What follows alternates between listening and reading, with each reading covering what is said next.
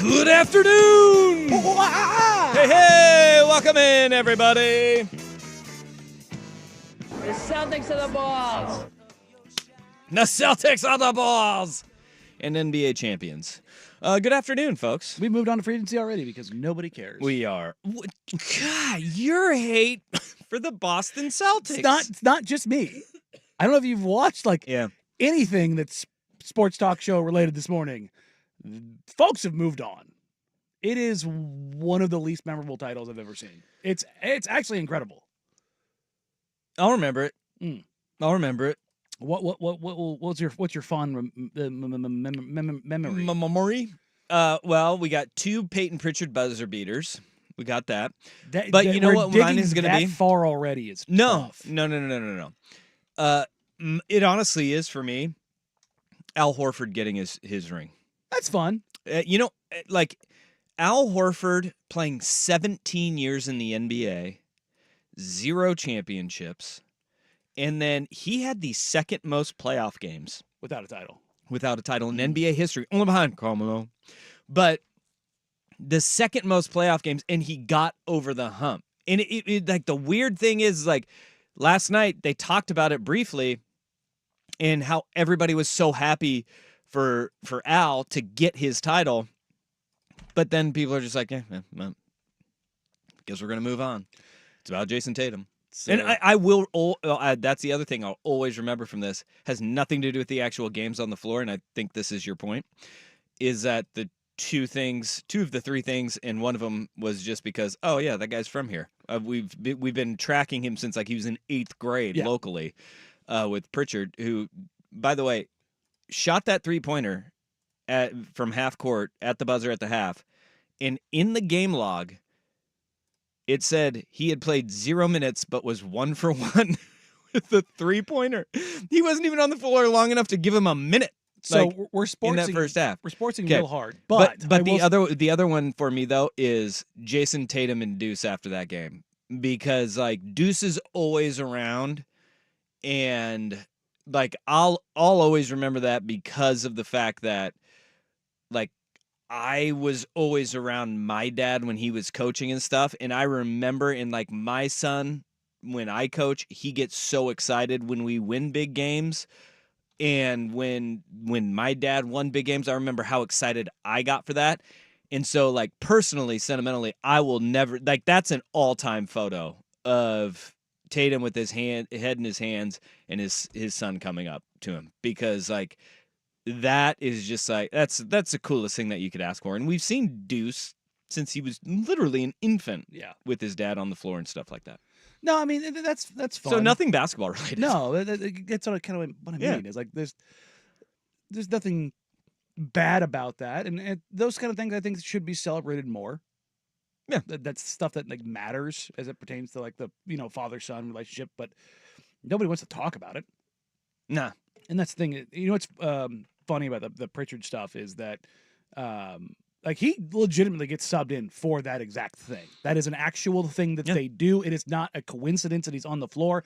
It's like putting the biggest guy you've got in your backfield in a goal line situation. That's right. Or you split out your tight end, your 6'8" tight end goes out and you just throw the tall guy. Yeah, he's got an ability to hit that shot, and it's. It's a very specific thing, but it's pretty damn incredible. Yeah. You know how it happened first, right? The first one that he got off because he subbed himself in. Shot a half court 3-pointer. No, he subbed himself in. Oh. He went to the bench and was like, and they're like, all right. Okay. So he went out there and then he hit it. It was like, oh, okay. All right, hey, let's do that again. Hey, Peyton, do the half court thing. Do the thing again. Run the half court play. Yeah. And he sure did it. And I tell you, the second that shot went through, I went, yeah, that's it. Here we go. That'll do it. Yep. We have Jeff Rust in the Jeff Rust T-shirt Club is in the building. Pain don't hurt. Patrick Swayze for the return. Hello, Jeffrey. Hey, what's happening? Yeah, nothing. Just doing a sports show. Cool. I heard it's tattoo. I heard in an update it's Tattoo Tuesday and Portland Wrestling Night. Yes, that's quite the tandem. That's a busy night for the Pickles. Wow. Yeah. hosting the Cowlitz Black Bears. Those two go hand in hand. Tattoo night and WWE. Yeah. Like there's somebody's gonna get a Dylan the Pickle, and it's gonna be With a championship belt. yeah. Oh yeah, Brother. What you gonna do, brother? yeah. Okay, that's a hell of an adventure that they're on. Yeah. I mean, it's the Pickles. Yeah, that's true. Pickle's gonna pickle. That's true. Portland wrestling was awesome though. I mean, Portland wrestling was incredibly impactful in the history of North American wrestling. I love wrestling. The guys that came through there. I can't tell you the last time I watched wrestling though. It's been I a actually while. sat down and watched it. It's just not the same. Maybe it's because I'm older now, but it's just not the same. No, it's not. You know? No, it's not. You know, the Rock's dad wrestled Portland wrestling. Yeah. Ric Flair, Sting, Rowdy. Roddy Piper. Yeah. Yeah. That's what I'm saying. Like, as There's far a as lot like, people it generated, it was nuts. Oh, yeah. the Guerreros all came through here. Exactly. I mean, there's a long list of guys that came through and wrestled in Portland. Speaking of the wrestling, I finally watched the Iron Claw. Oh, you did? Yeah. That was good. What were your thoughts on that? Good? Yeah. Good movie. Sad. Bad haircuts, but good Yes. movie. Yeah. And Zac Efron's face looks weird. Yeah. Yeah. He was on a lot of gear Yeah. leading Well, up to that. I think- he had to have been, right? I Well, mean, like his I would face has assume. changed. Well, I think I read something that uncovered why his face looked so different. Oh. Apparently, like 10 years ago or so, he Okay. was running around his house in his socks and slipped and fell and hit his like face on a fireplace mantle. And when he got up, they said that basically his chin and his jaw was essentially just hanging off his face. What? Yes. So they had to do like some massive reconstructive surgeries and whatnot. And for years, he had been doing like rehab exercises and whatnot for his face. And apparently, in the last couple years, he quit doing said exercises. And so his face looks a touch different now. Oh my gosh. Now, I could have been, totally, I could have bid on something that was completely false. Well, I but don't think the internet lies. No, they've got a pretty good hisliding. Yeah. Yeah. Yeah, the internet definitely does. But anyway, that's what I read. Wow. Yeah. So he was doing risky business stuff, Basically, sliding Yeah. around in I his think he was socks, chasing around his dog or something. and he just broke his face. Broke his face open, yeah. Oh And my it stuck out gosh. because they said basically, yeah, his chin and his jaw was hanging off his face. You think a guy as Wild. good looking as him has his like face insured? I would assume You know, so. like a pitcher. It's a literal money maker. A pitcher will like insure his arm. We got like college football players will insure their knees, injury insurance. Brian Cassidy, Lloyd's the of London. old coach of Beaverton, he started the training program that we did. He got his money because he insured his back because he was going to be a high NFL draft pick. Oh. That's how he Back is broken. Yeah, because he hurt his I back. broke my back. Spinal. Wow. But he got that insured, huh? Yeah. Yeah. Well, yeah. Those are hard to cash. Backiotomy. There we go. Oh, okay. Yeah. There We it got is. a lot of Lot of backdrops. backs. We do, got a yeah. lot of backdrops. CJ McCollum, Mike Tyson, and Dave Chappelle. Dave Chappelle. Dave Chappelle. I had a buddy who was in New York City for a wedding last week, and he said that they were getting ready to go in. The wedding was at a restaurant. They were getting ready to go in, and Dave Chappelle was just walking down the street, by himself, going to the local CVS to buy cigarettes, which I'm assuming were like $15 in New York City. I think I actually saw that might it- even be low for New York. I think at a place like you get near Times Square, everything is really expensive. I think Yeah. I saw like at the Walgreens near where we were staying, they were like $12.99. Eesh. But Dave Chappelle was just walking down, going like, "Hey, you want to come into this wedding?" He's like, "Oh, I gotta get my smokes." And just kept on rolling on by. But like that would be crazy. Yeah. Just to see, oh yeah, hell, there's Dave Chappelle just walking down the street. I mean, it's happened in Portland multiple times. He's walked down the He, street. no, he He just walks like down the he just pops up here. He's done. He I remember the- pop up the chaos. Yeah, he did it in Pioneer Square. He was just walking and he brought like a handheld speaker Mhm. and did like 15 minutes of stand up in front of offended parents and I'm assuming houseless people. I mean, he was just in Pioneer Square with the stand up speaker just doing his bits. He did it multiple times too. Did it like once. It was like 2000. 8 or 9, and then again in like 11 or 12. He's an interesting dude. Yeah, I think it's a fair thing to say. Yeah, he's an interesting dude. All right. Yeah, we sports too hard.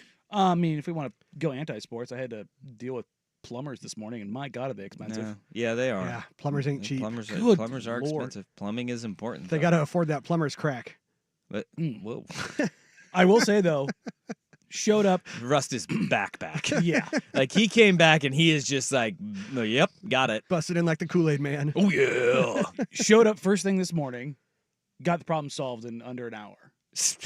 They're good. I'm like, See, that's why they're so expensive. Yeah, like they'll get it done. they did. They used the big machine auger to clear it out, which, as normal people, we don't have access to. What have you been eating, man? What are you backing up your pipes with? It's an old house, man. He's got to bring in an auger. Plunger won't work. Got to bring in the auger. You see what he comes in with lunch for every day. That's very true.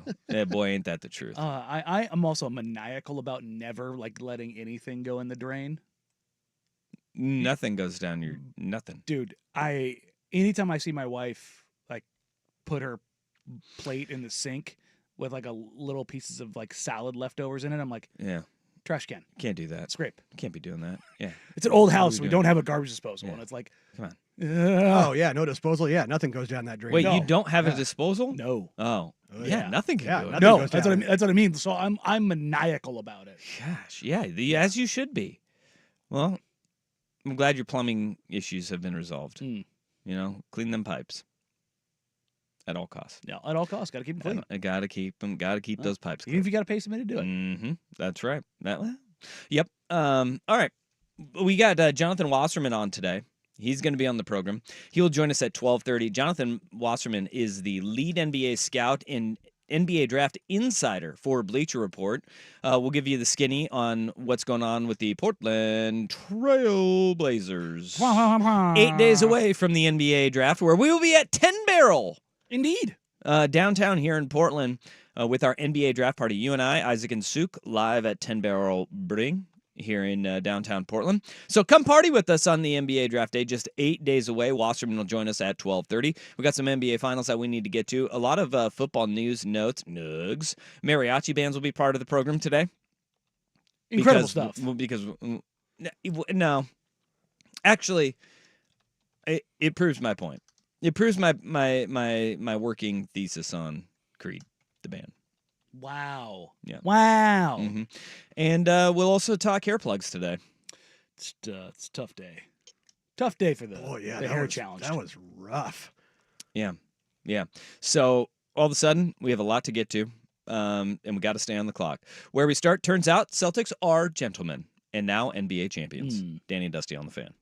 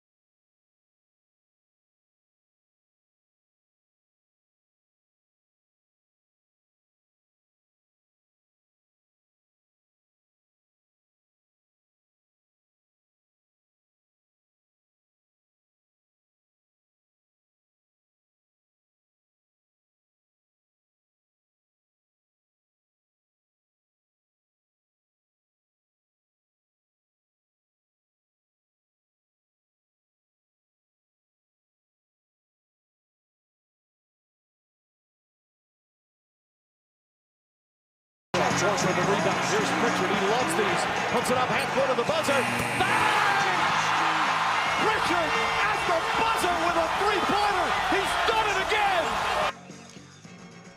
That was the call on ESPN. Mike Breen giving Peyton Pritchard the bang on his buzzer beater to put the Boston Celtics up 21 points at halftime. And a game that was not very close at all. There were people going, "Ooh, did Dallas find something?" No, it just turns out Boston is very gentlemanly, and they handled their business. Game 5, gentleman's sweep. NBA Finals. Even more on the Pritchard call. Yeah. The subtle, he loves these. Yeah. That was a great little preempt to a lot of times what makes a call great is not what happens after the call, it's the leading into it. Yes. Do you believe in miracles? You know what I mean? Like that like everybody always wants the bang and the double bang when was it Clay that went nuts? Like those are great calls, but it's what leads into it, I think, that really makes the iconic call. And honestly, I think that was a hell of a call there. Just simple, subtle, but he loves these, then the bang really kind of brings it together. And then it could have just ended with, I mean, he misses that. It's like, not this time, and then boom, you're going to half and it's over. Either way, he set it up to either have an epic call or hey, maybe next time. He loves these. Not this time, though. Not this time. time. You can come right out of it super quick. But I think that's what kind of makes those work a little bit more. But Pritchard wasn't the only thing that was nailing everything last night because the Celtics were absolutely prolific in what they were looking to do. They didn't sit out there and light up the scoreboard in the first half by any means, particularly in the first quarter. It was pretty ugly basketball, but defensively they executed. And Kyrie and Luka, Kyrie's had one good game in this series. Game 4. The rest of them, he was complete cheeks. And he was brutal in Boston. Yes. In Boston, horrible. Absolutely atrocious. And continued that last night. I mean, I think he in the city of Boston, he shot under 35% for this series. Luka's bad game was 28-12 and 5-3. Yeah. 7 turnovers. The turnovers, I think, had Dallas not turned the ball over to start the game so much, they had 8 turnovers, I think, in the first quarter. Mm-hmm. Had they not done that, I think that would have changed stylistically how the game was going to go. But the flip side of that was almost none of those were unforced errors. It was the Celtics absolutely attacking. Yeah. Poking the ball free. Derek White, Drew Holiday, Jaylen Brown, everybody was getting after it. Luka is pretty clearly hurt.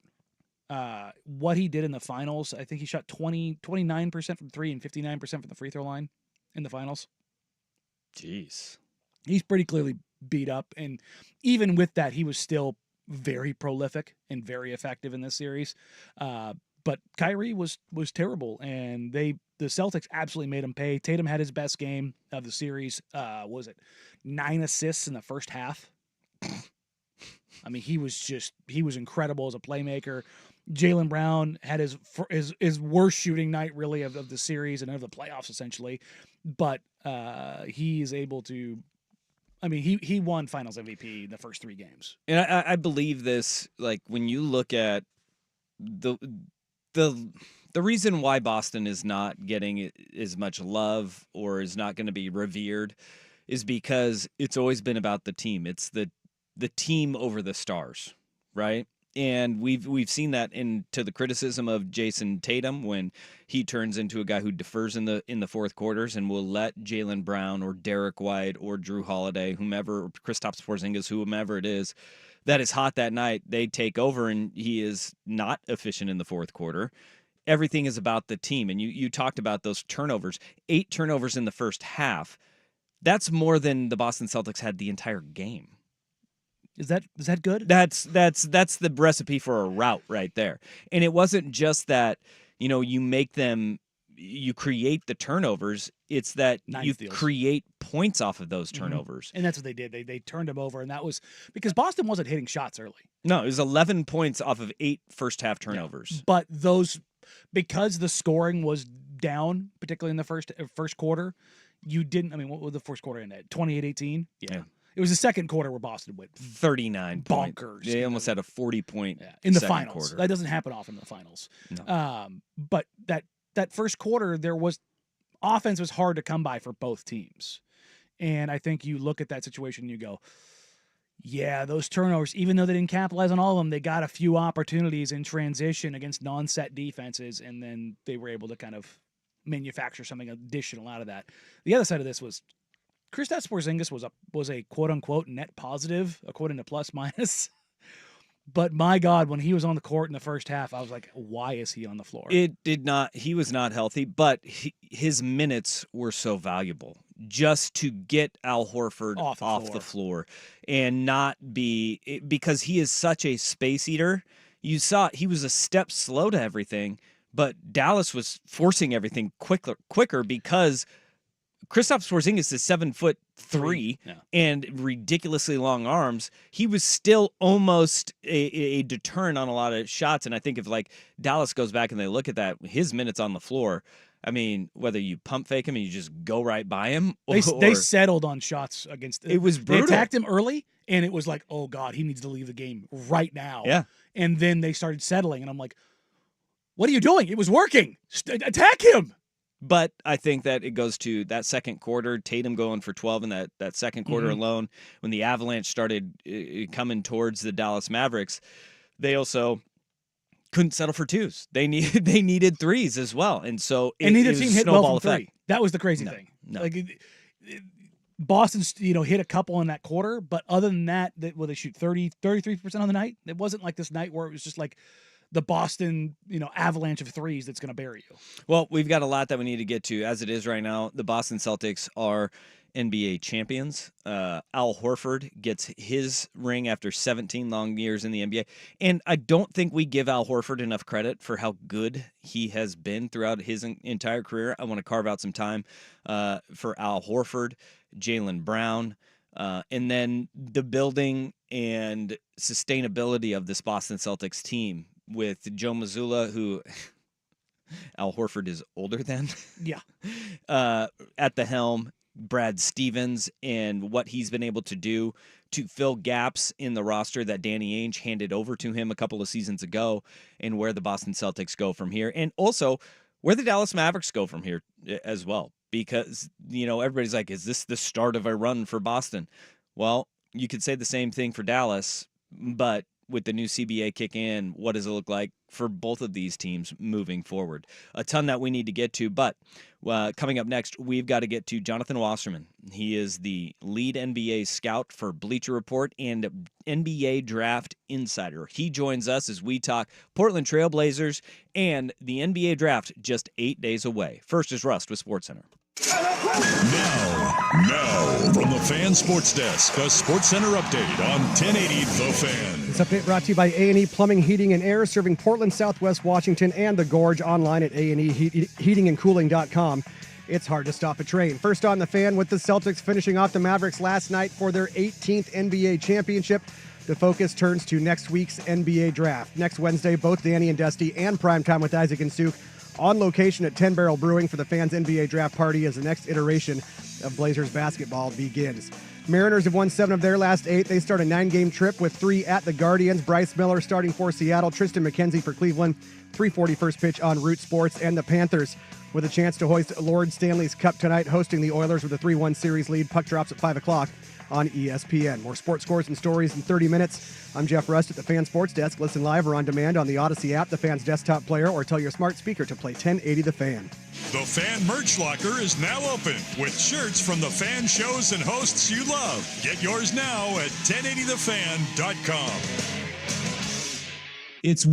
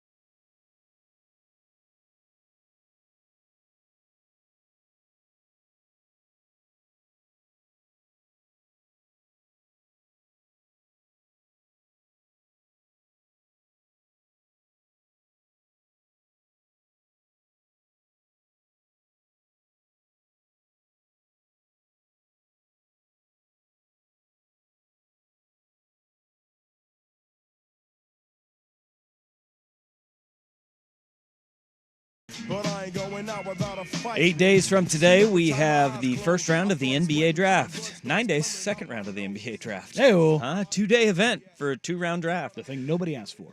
You're dang right they didn't. But we're still excited for it here in Portland because the Portland Trailblazers hold the number 7 and 14 picks in the first round of the draft. They have 2 second-round picks as well. And to discuss all things NBA draft and what it looks like for the Portland Trailblazers, we bring on now the lead NBA scout and draft insider for Bleacher Report, Jonathan Wasserman, kind enough to take a few minutes for us. How you doing, man?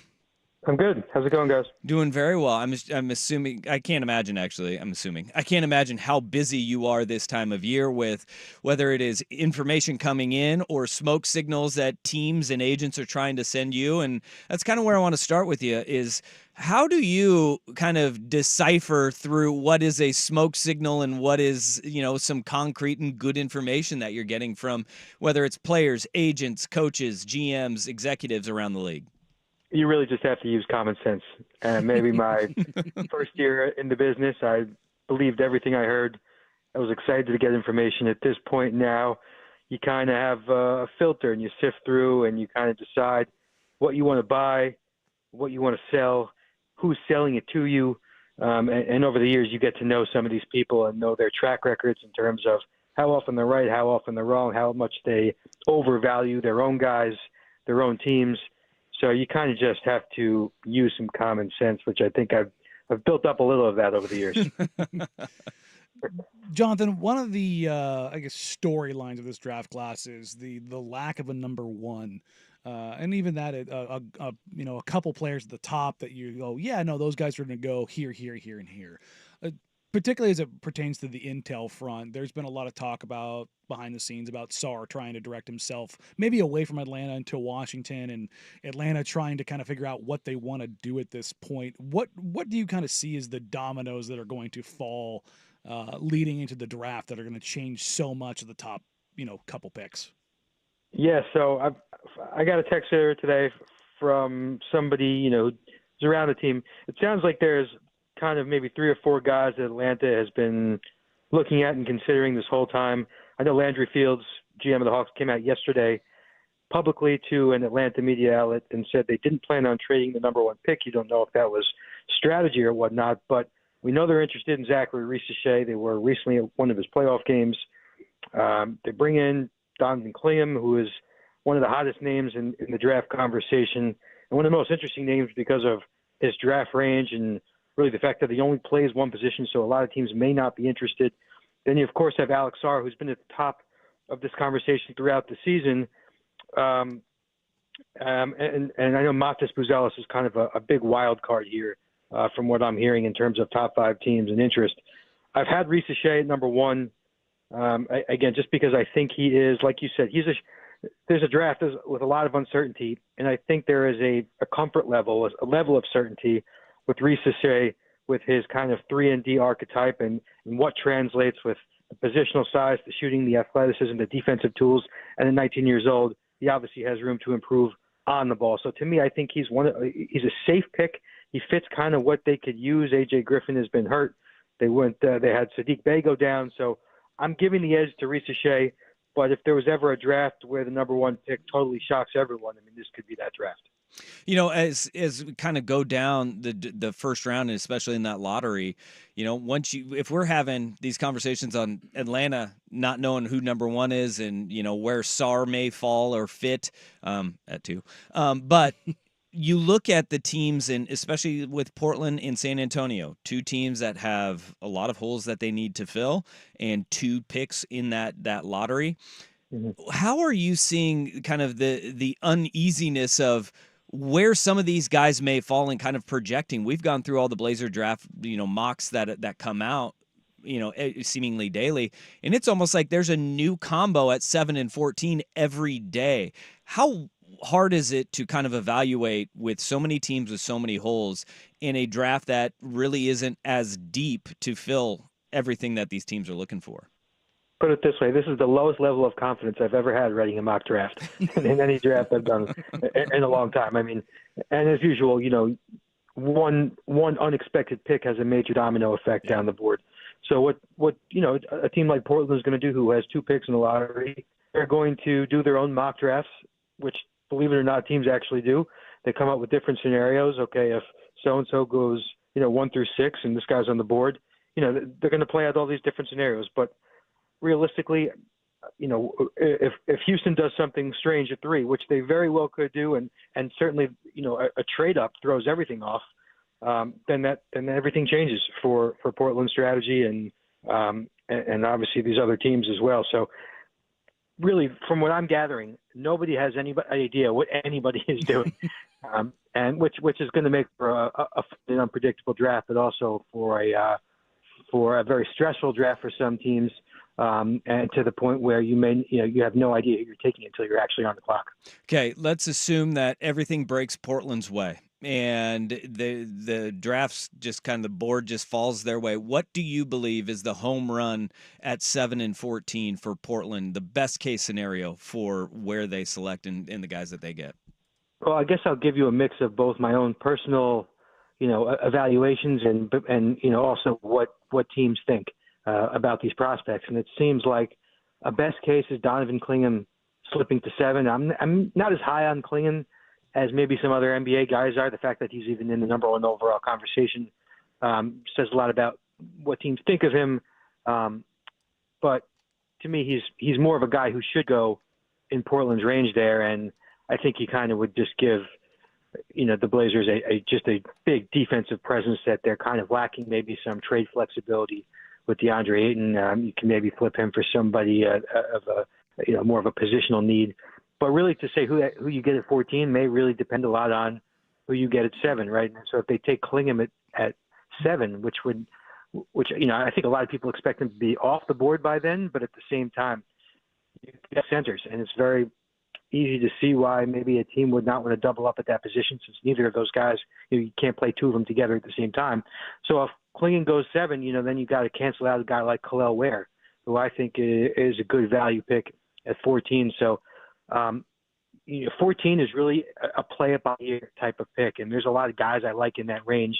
And the question is, and it's a strategy that it's really a strategical question for every team, is at that point of the draft, do you draft based on need, or do you draft based on, okay, I think this guy is better than everybody else, even though I'm Portland and I have 4 guards. I love Jared McCain. I think Jared McCain's a top 10 pick in this draft.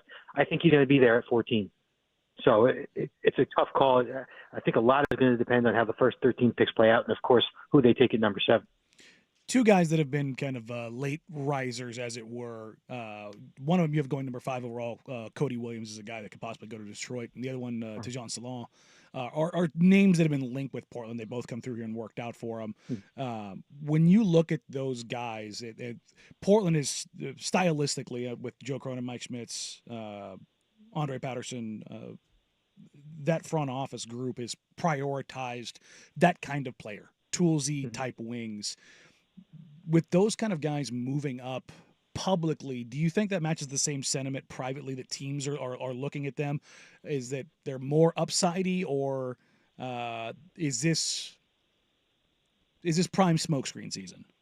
No, I think it's actually legit, and I do believe that the way players can kind of be publicly portrayed. I always say it kind of is like a snowball effect, like as interest builds or nobody wants to kind of miss out on the player that everybody else seems to like. And Cody Williams, I've asked around a lot on his stock, and I've had more teams ask about Cody Williams to me than probably any prospect, which to me tells you that teams are intrigued and curious. And I know he, maybe not the most polished player, but it seems like teams, want to buy into him, and maybe, naturally has something to do with his brother developing the way he developed.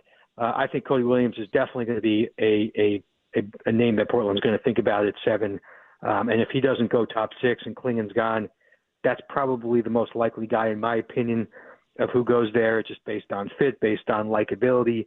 And, again, this idea that his brother did it. I mean, it's just kind of a natural, logical way to think about things. But and Tejan Salon, same thing. And he's one of the youngest guys in this draft. And if you want to take a bit of a home run swing on a 6'10" guy who made 73s in the pro league overseas, and at 18 years old still has so much more room to grow. I mean, I could very easily see why a team totally buys into Salon Particularly, I mean, whether he goes 7 or 14, I think if he's 14, he's a lot more attractive than 7. But it does sound like he's helping himself during these workouts from what I'm told. His draft range does seem to be kind of where Portland is at 7, and maybe back to their second pick at 14. But I'd imagine he goes somewhere in that range. And Cody, to me, is that kind of wild card guy who could be the first big surprise of the draft. We're talking to Bleacher Report's NBA draft insider Jonathan Wasserman. Moving up in the draft, we see a lot of teams are aggressive and they want to go up. What is the buzz right now of teams that are willing or active in making those phone calls as we're a little over a week out from the NBA draft, a team that you may think is more probable than not to move up in this draft? Yeah, I don't know. Listen, I don't know why there's going to be much of a market for teams to move up, because really the difference between number 3 and number 10 is like non-existent. And in some cases, some guys might like the guy at 10 better than the guy at 3. I've heard from a GM talk about the idea of moving up for Klingham, but do I really want to go up to number 3? You know, it doesn't sound like the confidence in these teams' targets is strong enough where they're going to make a substantial offer. And I guess it will really depend on a team like Houston, who's in that spot right now, who everybody kind of expects to shop this pick because they're trying to make a push for the playoffs and they have all these young guys, not really much room to develop anybody. You know, what is it going to take to get that third pick? And so I think it depends on what it takes, but it doesn't sound like there's going to be teams itching to move up just because you could probably get the guy you want where you're sitting. And on the other hand, teams don't seem to have super confidence in any of these players. So it's not like there's going to be the most attractive guy in the world who's still there. You know, we have to do anything to get him. I can't picture that scenario playing out. Jonathan, if guys are moving up like Cody Williams and Tijon Salon, that means you've got players falling back. And it sounds like the Ignite guys, modest, maybe not as much, but Ron Holland is being mocked as far as out as 20. And a guy who was a presumptive number 1 overall pick prospect a year ago. What is this a situation that's, similar to Cam Whitmore, where he was looked at as a top 5 through 7, and then the night before, word starts circulating that he's going to fall the next day? Or do you think there's something more inherent to somebody like Holland falling? I mean, with Holland specifically, going back to Whitmore was red flagged for a potential knee issue that could, hinder him down the road. Obviously he looks great at 20, but we'll see health-wise if those doctors were right. With Holland, from what I'm told, he was so disappointing during his pro day that, pro days are stupid. Let's be real here. It's a one-on-one workout. But it's kind of like, that's when you're supposed to ease the concerns over your bad shooting. It's kind of like a layup, in a sense. This is like the easiest way to get teams to buy back. And he didn't do that. He was pretty bad from what I'm told during his shooting. And teams are kind of, the idea of you have a perimeter wing who gets more turnovers and assists and shoots 25% from 3. I get that on paper. Having said that, I still have Holland on my personal board top 3. But it does sound like teams are kind of really soured on him. And then, I haven't heard any specific players who are tanking workouts or anything, but just by process of elimination, by teams, what they need and how they fit. I don't see how Rob Dillingham, I think he's a guy who's going to have to slip just based on, 6'1" in socks, 6'3" wingspan, 164 pounds. I think there's only 4 NBA players who are lighter than Dillingham, and with his shot selection, his style of play, and all the teams that already have lead ball handlers, meaning he's probably going to play some 2 and get killed defensively. Dillingham's a guy to me that's going to slip maybe outside the top 10.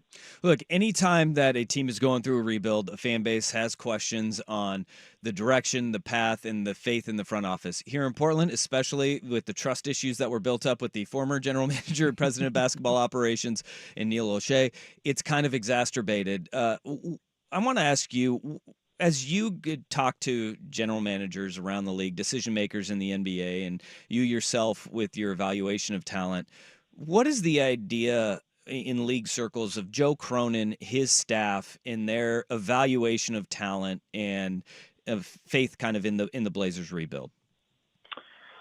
Yeah, I'm not sure I can give you a confident, concrete, opinion on him or what everybody thinks. Listen, the Scoot is going to be a big one. He's still too early to really judge, and he is, in my mind at the time I had him 2 on the board, and I think how he does, how he plays over the next couple of years, how he develops, and I know he played much better. That's going to play a big role in how teams look at the front office, because that was a very important pick. And so we're still kind of in wait and see mode with what they do. And Shaden Sharp is, I mean, listen, I don't watch as much Blazers as you guys do, so I don't see the everyday development, but we're still in wait and see mode on a lot of these young guys, and injuries have kind of screwed things up. I will say, it's the Jeremy Grant and Ayton combo with young guards, it's kind of like half the team is stuck in two different timelines here. But I'm not really sure what the consensus is on the management, but obviously a lot is going to have to do with how these young guys develop over the next couple of years. You're a very busy man, especially this time of year. We appreciate the time. Jonathan Wasserman of Bleacher Report and lead NBA scout and draft insider for Bleacher Report. Thanks for the time, man. Really appreciate you. Yep. Thanks, guys. There it is. Like, I love having a guy who's in it, like day to day. That's exactly what he does every single day. Basically saying, who the hell knows? Yeah. That's this draft. This is what I've been trying to tell people for literal months, man. There's so much up in the air. If you're like, if you don't take Ron Holland, you're crazy. It's like, buddy, no one in the league says that about anyone in this draft. Alex Sarr is the only one who people look at and go, yeah, he's like, if I'm going to take somebody number one, like that's who I'd risk it for. But even Atlanta, who is sitting number one. And well, there's some intel there that Sarr is trying to not go to Atlanta. So it's always some interesting framing. Did not like great wings. Look, man, Magic City. Maybe he's going for Washington D.C. Lou Williams risked it all in the bubble for those Magic City there's wings. A French teammate in Washington. Him and Koulibaly, they could build a little French connection together. Wouldn't be surprised to see in Atlanta. Do you want to bring in a player that doesn't want to be there? No. Nope. It is a risky proposition. You have 5 years basically you have 9 years really to figure it out, because nobody turns down that next extension. But what's wild is a lack of faith that you can create an environment that makes him happy. Yeah. Because that's what teams will do is like, all right, what do we need to do to create the environment that makes him want to be here and be successful? Because the number one overall pick will be the star of our team. Well, and think about this. In face of our franchise. As Jonathan said, Landry Fields, the GM, went out and had a press conference yesterday.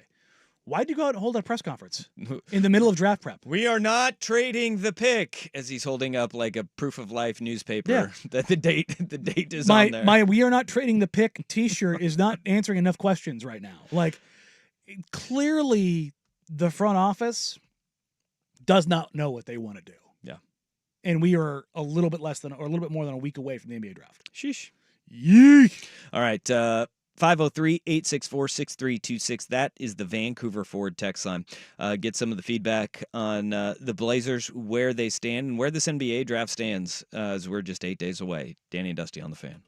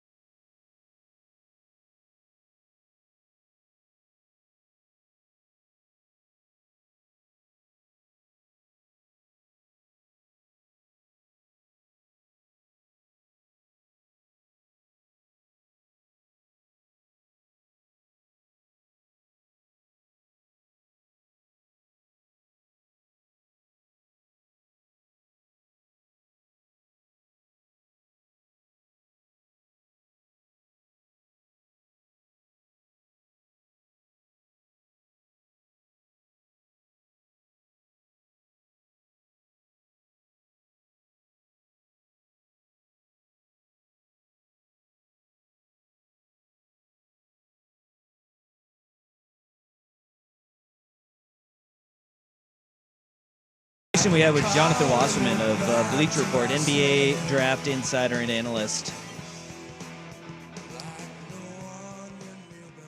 I just don't get, like, this is such an uneasy feeling on a draft that is down, and you're sitting there and you're looking at it going 2 picks in the lottery, and like they have 4 picks in this draft and not enough roster spots. There's gonna be movement. It's gonna be movement. Yeah.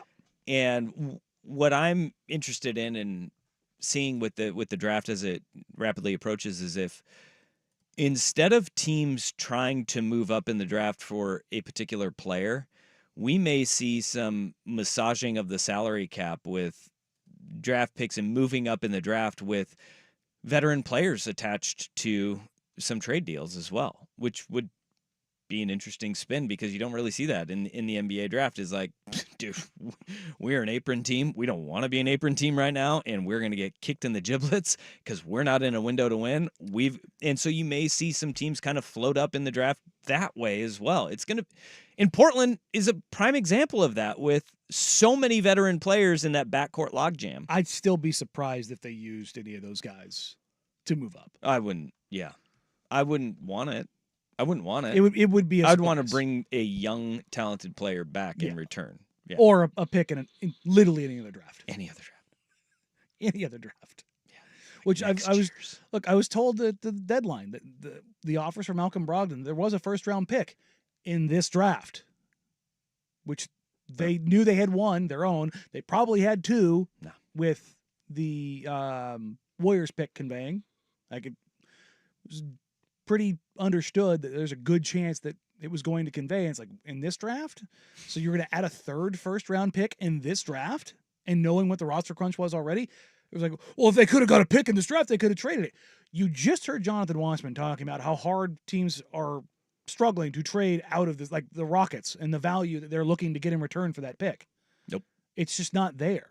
So this whole idea of like, well, having a first-round pick, there's value in there. No, there's not.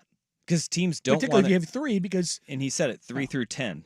That is the sticky road, right? Like it's like, would it be if you could unload 14 and help a team out that way, and you get a young player with some upside, and you kind of shuffle the deck chairs a little bit. Is that the plan that you go with? I have no earthly idea. And this draft is, and you're talking about a roster crunch already. So if you're trading, 4 players, now you have even more players that you have to deal with. So it's adding another draft pick in this season would have been asinine at best.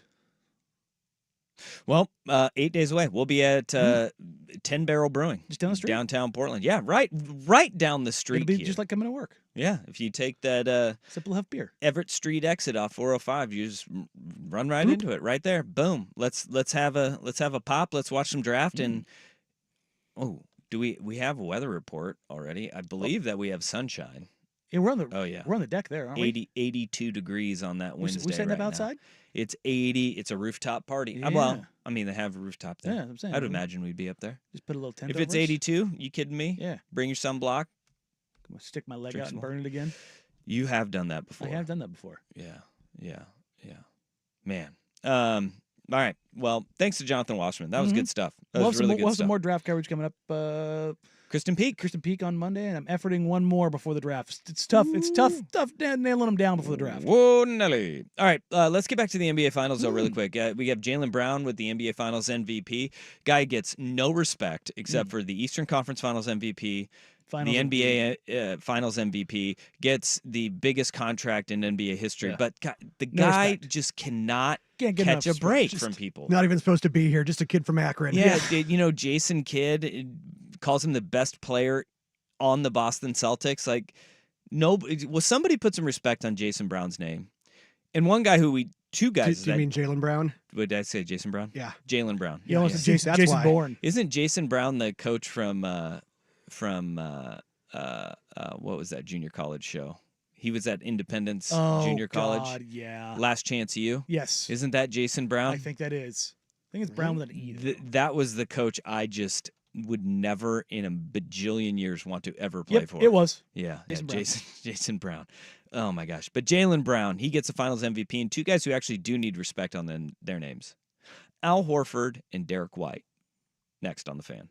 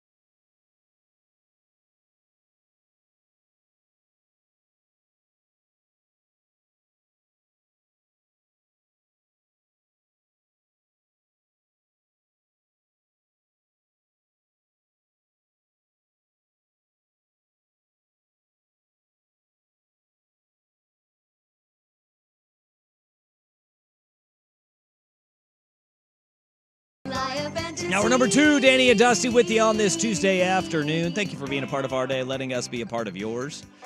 Whether it's on 1080 AM, 99.5 HD2, the Odyssey app, or twitch.tv/1080thefan, and youtube.tv or youtube.com/1080am the fan. Thank you for partying on, you party animals. All right, NBA Finals last night. We have new kings of the court. The Boston Celtics get over the hump with Jason Tatum and Jaylen Brown leading the way and raise banner 18 for Beantown. Gross. How much hell were you in last night watching that? Like, it was everything, like all the hell that you wanted. Like, Tatum goes off, Pritchard hits half-court three, Boston just runs away and routs them. They are incredibly insufferable. Did you hear as the confetti was falling, ESPN or ABC went to break? And I heard this, and I don't know if anybody else heard this.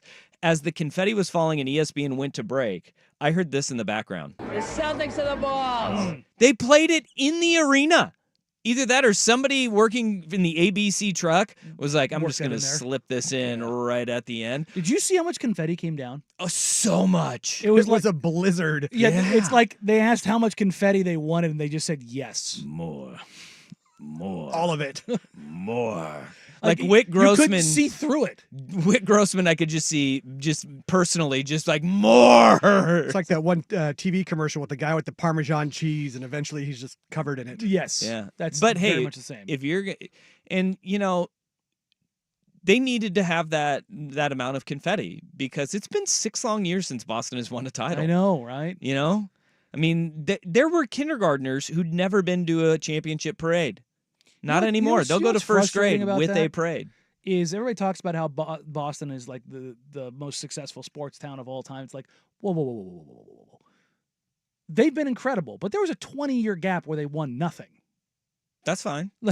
Nothing. All those professional sports teams, and they won nothing. So they win them all now. There was a 100-year gap for one team, and the football team was one of the worst teams that ever existed in the history of its league. Yeah, but it's been like this century. Oh yeah, no, it's been incredible, and I hate it. Yeah, I hate everything about it. I liked it better when the Red Sox were, going 100 years without winning. Yeah. The Patriots were the second or worst franchise in all of the NFL. Yeah.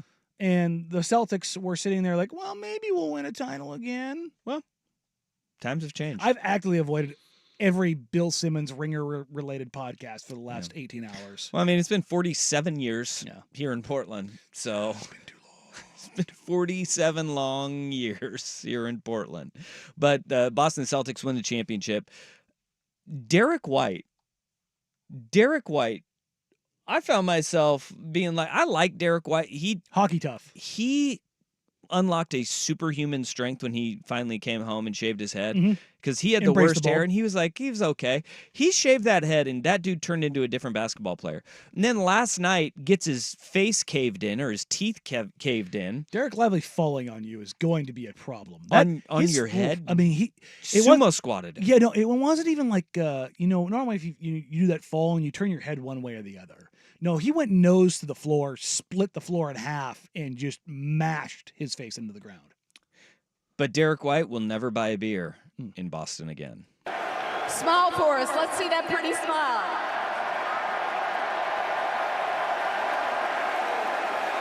Wow. You got some loose teeth. You got a chipped tooth. This cost you. Why was it all worth it? Man, this is what we work for. I mean, I'll lose all my teeth for a championship, and so I'll get it fixed, and I'm gonna enjoy this one. Chip the front tooth, knock the other one. The other one's loose. like pointing forward. Yeah, the other one's gonna be gone. Yeah. Here's my question, and nobody when do you get that fixed? Did he go like last night after, and like the team dentist fix his teeth that night before the after party? Or do you try to party through? I think you party through. But do you get them done before the parade? Like, when do you do that? Because, I mean, he's going to have to get that front one that's chipped. Ground he's going to have to get repaired, that, fixed. I've had that happen, both my front teeth.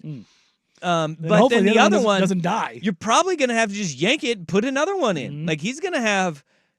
memorable teeth. The anchored insert. But when do you do, like it's a timing thing because that's an off-season thing. if you've ever had that, but you can't he can't eat effectively. You're chomping back here, and even then, he's gonna be on a liquid diet for the next couple of days. Oh anyways. my gosh, his value, and this is why this series, this team didn't get as much love or isn't as revered as others are, is because it is about guys like Tatum and Drew Holiday and Al Horford, just as much as it is about Tatum and Brown. But we need to look at a team with this dominance and we say, oh, well, Jason Tatum is the most talented and skilled player on this team.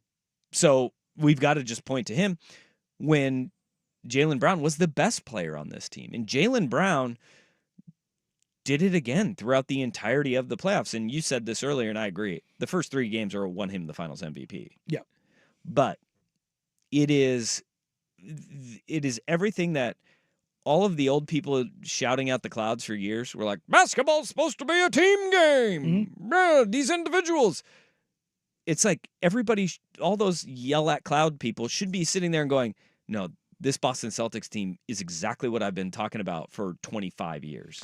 I mean, they are a team. There's no doubt about that. The central figure, I think, is the thing that's missing because there's been this rush and this need to try to put Tatum on a level that he's not, as far as like leadership, marketability, Q score, whatever you want to kind of put behind it, as far as like that stuff is concerned. If you want to go back to the last team, quote unquote, that did this with the Pistons, who was the guy? I think we pointed to Sheed, no, but it's Chauncey. Chauncey Billups was the point guard. Tayshaun Prince was the best defender in the league, and Ben Wallace was the best rebounder in the league. But I mean, Chauncey was the guy as far as like the voice of the team, the leader. The pecking order was known as far as who was running things, who was the face of the franchise, who was the one that was going to always answer the questions, who was the one who was always going to take the shot. Like Mr. Big Shot is his name.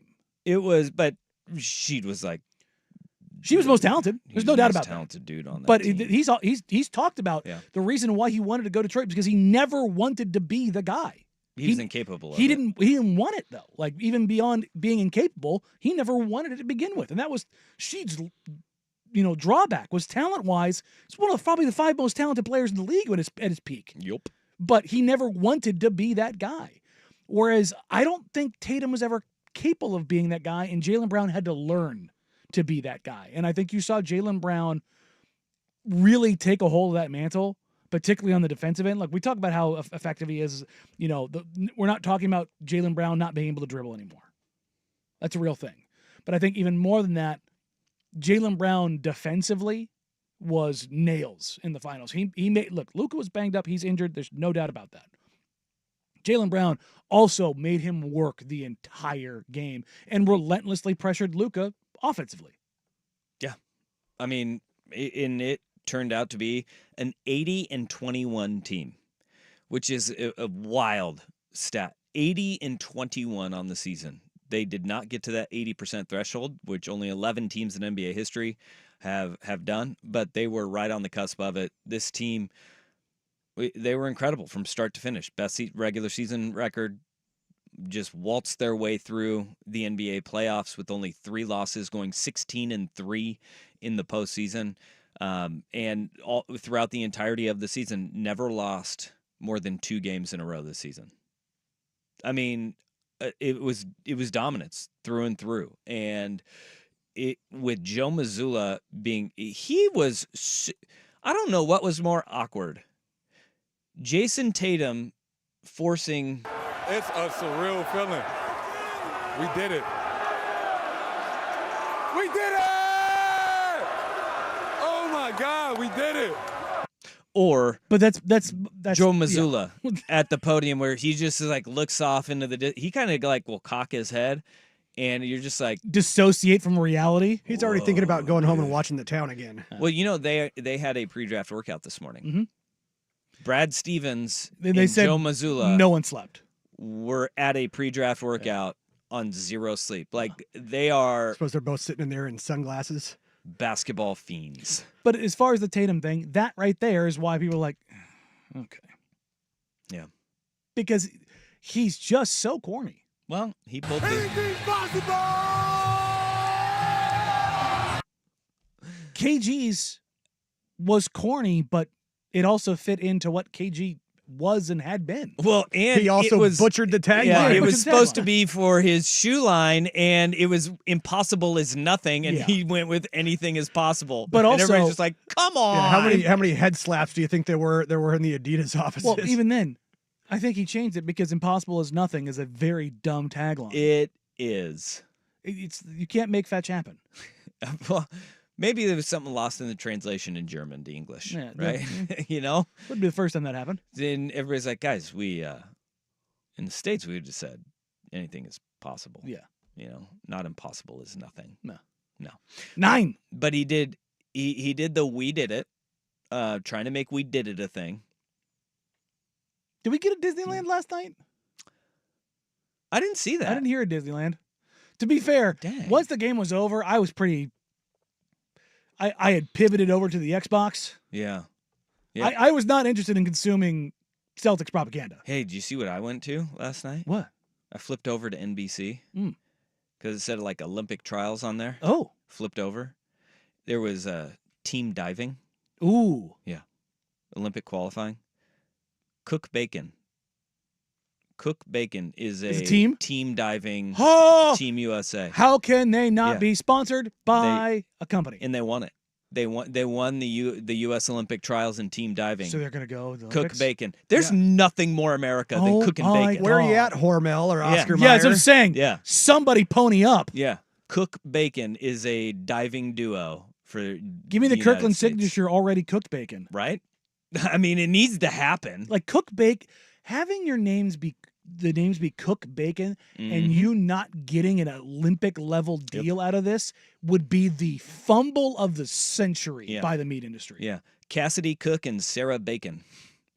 I mean, And it's they're- going to suck if they're They're vegan. women too? Yeah. Yeah, they're Oh women. God, that's a gold mine. Yeah, they could make a ton of money off that. Goodness gracious. Cooking bacon. All right, and that's talking NBA Finals. I'm happy for Jason Brown. Was that one on purpose? It was on purpose. No respect put on his name. That one is for the texters. I'm really happy for him. We also have to discuss the beer curse of Dallas. It's true. The beer curse of Dallas. Mike Finley better know better. He stole Luka's beer, and they were never the same after that. A gentleman's sweep. All right, let's get to a little NFL news, shall we? Fine. Okay. Well, I mean, we can go college football. We can go. You want to go college football? We'll go college mix it up football. on The Lane Bowl is dead, Womp, womp, womp, womp. and something that I've been beating the drum on, and you found this, Danny, and I couldn't agree with it more from Steve Sarkisian. Danny Dusty on the Fan.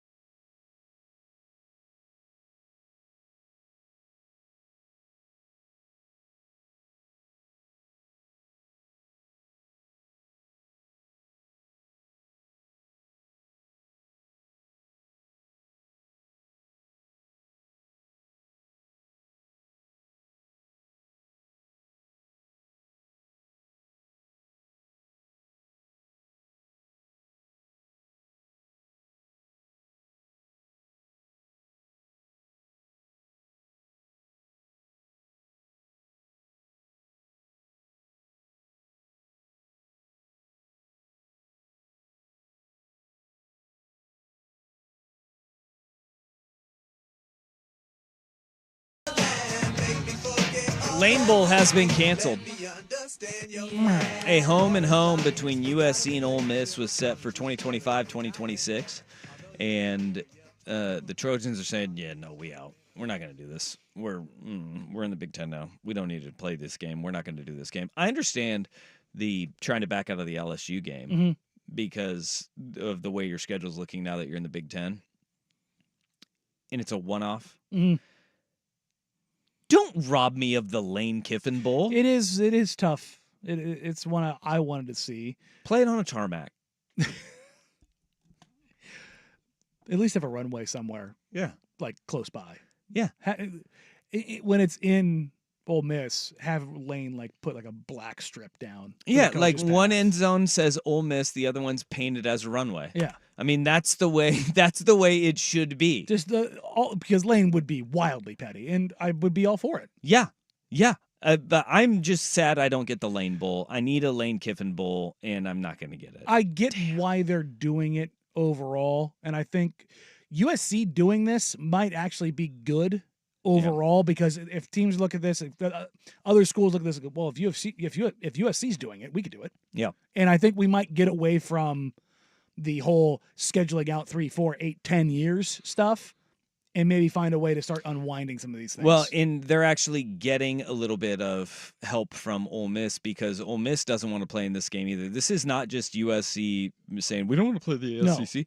It's the SEC going, damn, we might have to play 9 conference games now. We need to get out of this too. And so we are going to see a scheduling shift. And then there's also the idea that the 2 power conferences don't need to play each other as often. So the SEC and the Big Ten, those games are probably going to be going away slowly but surely. In taking their place would be Big 12, ACC contending teams that feel like they have a shot this year and they need that schedule boost in having those crossovers there. And then obviously getting more group of 5 games to kind of help you out with the ease of scheduling the way that it is. So that game's going to be gone. Another thing, and we'll stay in the SEC here. We talked yesterday briefly about LSU and getting sued by Les Miles because the vacated wins affect his win-loss percentage for the College Football Hall of Fame. And as I stated previously, my new life's work is to make sure Mike Leach gets into the Hall of Fame, and this may be what does it. Because there is now a swell of support to, hey, if you vacate the wins, vacate the losses too.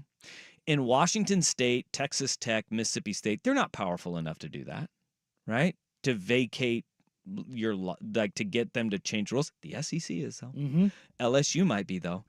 And so here's my silver bullet for Mike Leach getting in.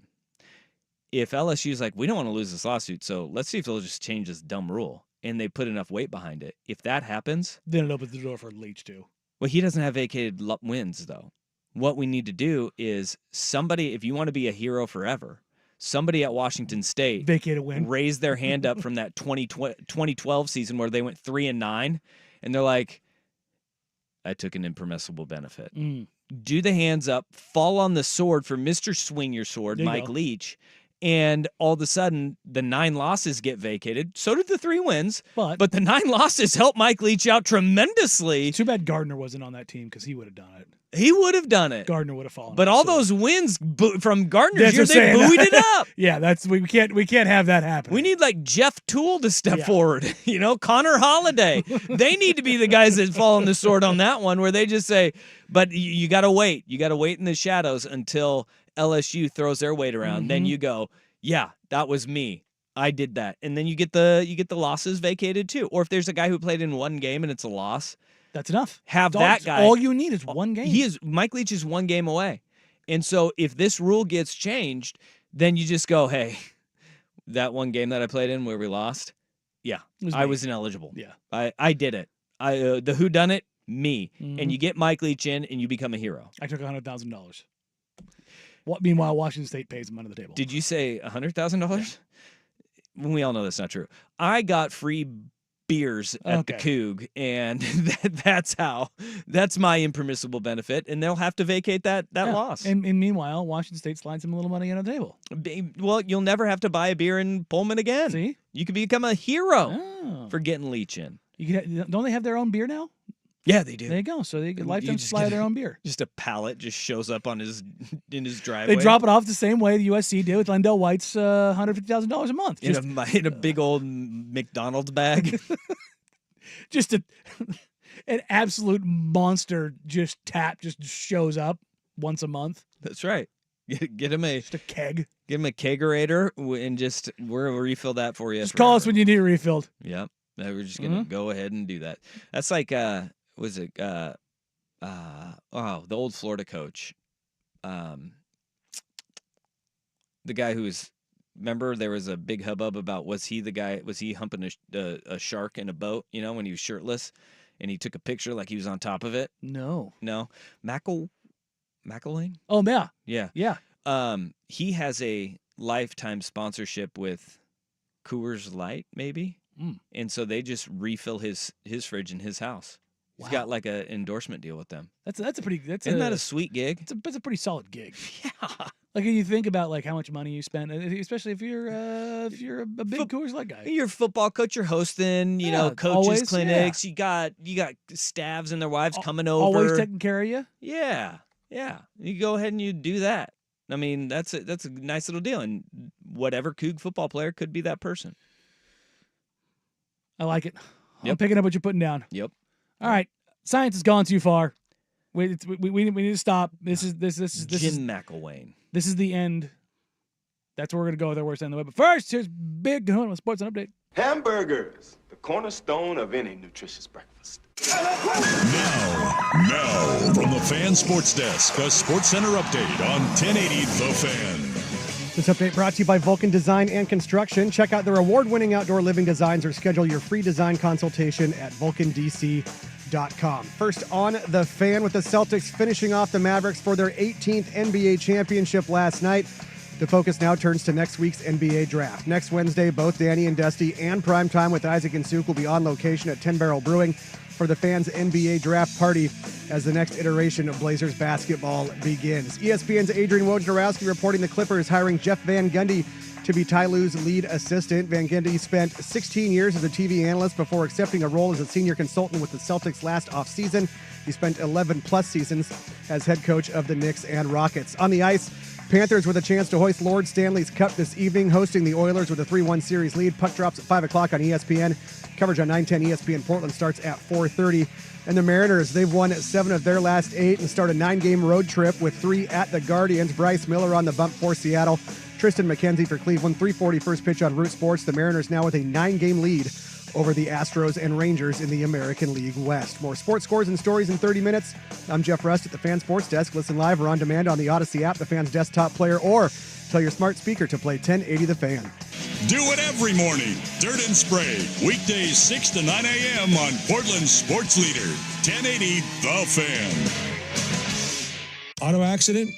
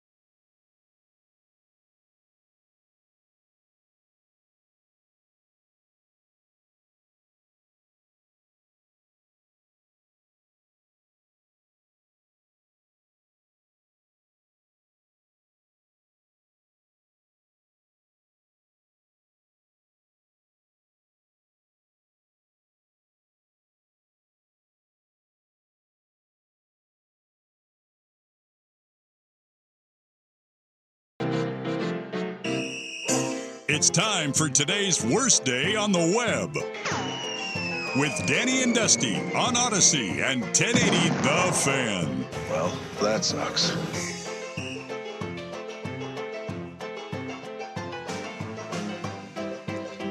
Said many times before on this show, we don't kink shame. Oh boy. If that's not a I don't lead-in. know where we're going. I don't know where we're going here. This is straight from the Bangkok Post. Okay. China's next-gen sex bots powered by AI are about to hit shelves. The tagline, future models' reactions with both movements and speech significantly enhancing user experience by focusing on emotional connections. Okay. I mean,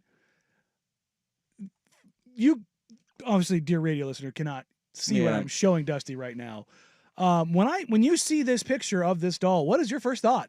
I just it looks like a Barbie. It looks like an Asian Barbie. It's terrifying.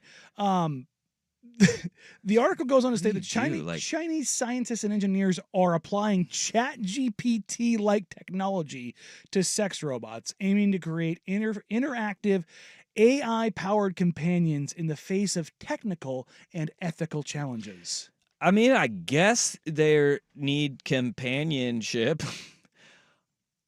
That is such a weird thing. Like, okay, you are just signing up for loneliness at that point. When you get a full-sized I think doll, that sign up for loneliness happened long ago. Well, I know. But it's like, if you have company over, are you shoving that thing under the bed, or are you putting it in the closet? Like, what do you do when somebody's like, what is that? Yeah, Danny, where do you put life-size bodies? Not in the closet. Like, what? What are you like? You're Wood just signing. chippers? When I say you're signing up for loneliness, I'm talking about like you can't have people to your home. I mean, yeah, it is. I mean, Again, I think that's a problem that has already been solved. You put them in the and it's not like houses have the ironing board closet anymore.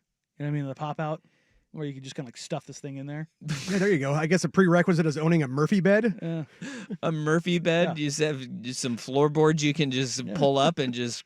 Well, you know, sorry, honey. The ironing board, Rolling one, you know, it's a little bit smaller. You can stuff them in there. You can now fold you them in have half. this Chat GPT though. If you don't turn it off properly, it'd be like, "Why am I in the floor?" Yeah. You know, you're like, does this nag too? Why are you? Why is your floor talking to me? Don't worry about it. It's my AI sex bot here. Yeah, it's actually somebody I'm smuggling. It's probably a Wow. bad answer. How much these things cost? That does not say, but Yeah, I'm considering how assuming this a thing lot. looks, I'm guessing in the tens of thousands of dollars. Yeah. Okay. So I mean, if you're that rich, though, you can buy other things. Well, you must just really not like other human interaction. You're like, you know what? I got all I need. Look, jeez. The elephant in the room I've here is this is never- happening in China, which billion people over there. remind me which way the population skews there. Is it male dominated because Male. They may or may not have controlled birth or Yep. snuffed out women Yeah. for a period of time? Mm-hmm. Yeah. Just they got a wondering little with issue there. the way the companionship is kind of leaning. I mean, I've seen, again, this is like the second time this month that we brought up My Strange Addiction. My Strange Addiction had a guy who was in love With with his car. and I knew which way you were going with that no, already. No, but a life-size doll. Yeah. Yeah, on the show they called it a mannequin. Mm-hmm. Which, no. Mm-mm. No. There's a difference, folks. Yeah. I feel sad for those people. I mean, Here's a paragraph I never thought I would read and ever, let alone out loud on the radio. okay. In Shenzhen, Starpery Technology, a major producer of sex dolls, is now training its own large language model to enhance its product with AI. These sex dolls with unprecedented capabilities, available in male or female forms, will soon be hitting the shelves. Oh, look at that.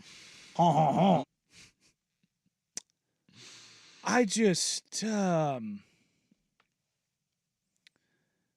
there's a lot going on here. And look, everybody wants to go with like because it's cool the Terminator model of how we go down, like war robots. It's the sex dolls that are going to kill us. Well, spin zone on this. Maybe. Maybe they Skynet is the sex dolls. No, they're just having this awareness that like, yeah, maybe the family name should end here. You know, like it's like I don't want to have kids. I don't want to put up. I just want to live my life and have this. And some of those dolls, I read like when they first like lifelike air quotes there, those things weighed like 200 pounds. Mm-hmm. It's like what?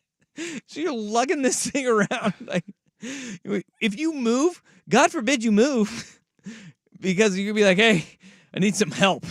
You want to get? What do you need? Like a couch? No. You grab this end. Linda needs to be moved. Yeah. You're like, oh no, I will not be coming over for that. On the technology side of things, battery technology hasn't improved much over the last 25 years. What technology? Battery. Oh yeah, gonna be heavy. It's gonna be heavy. Yep. That goes on to say that Starbrace's roadmap includes developing robots capable of household chores, helping people with disabilities, and providing aged care. The hope is by 2030, these robots could be protecting people from hazardous jobs. General robots, not the sex robots. But it does not specify which this pertains to. It says, to achieve this level of development, there are two challenges: the aforementioned battery capacity and artificial muscles. Artificial muscles. Mm-hmm. Oh boy. Okay, I'm so far out on this. I saw this and I went, "There's no way this can't be real," and then it turned out it was real. Very real. All right, thanks, China. Yeah, look, man, they develop things. Sure. I don't know. I had something else to say. I can't say it. So that's our worst day on the web. Coming up, we will stick with some robots. There's a particular change perhaps coming to baseball sooner than you think. Danny and Dusty, 1080 The Fan.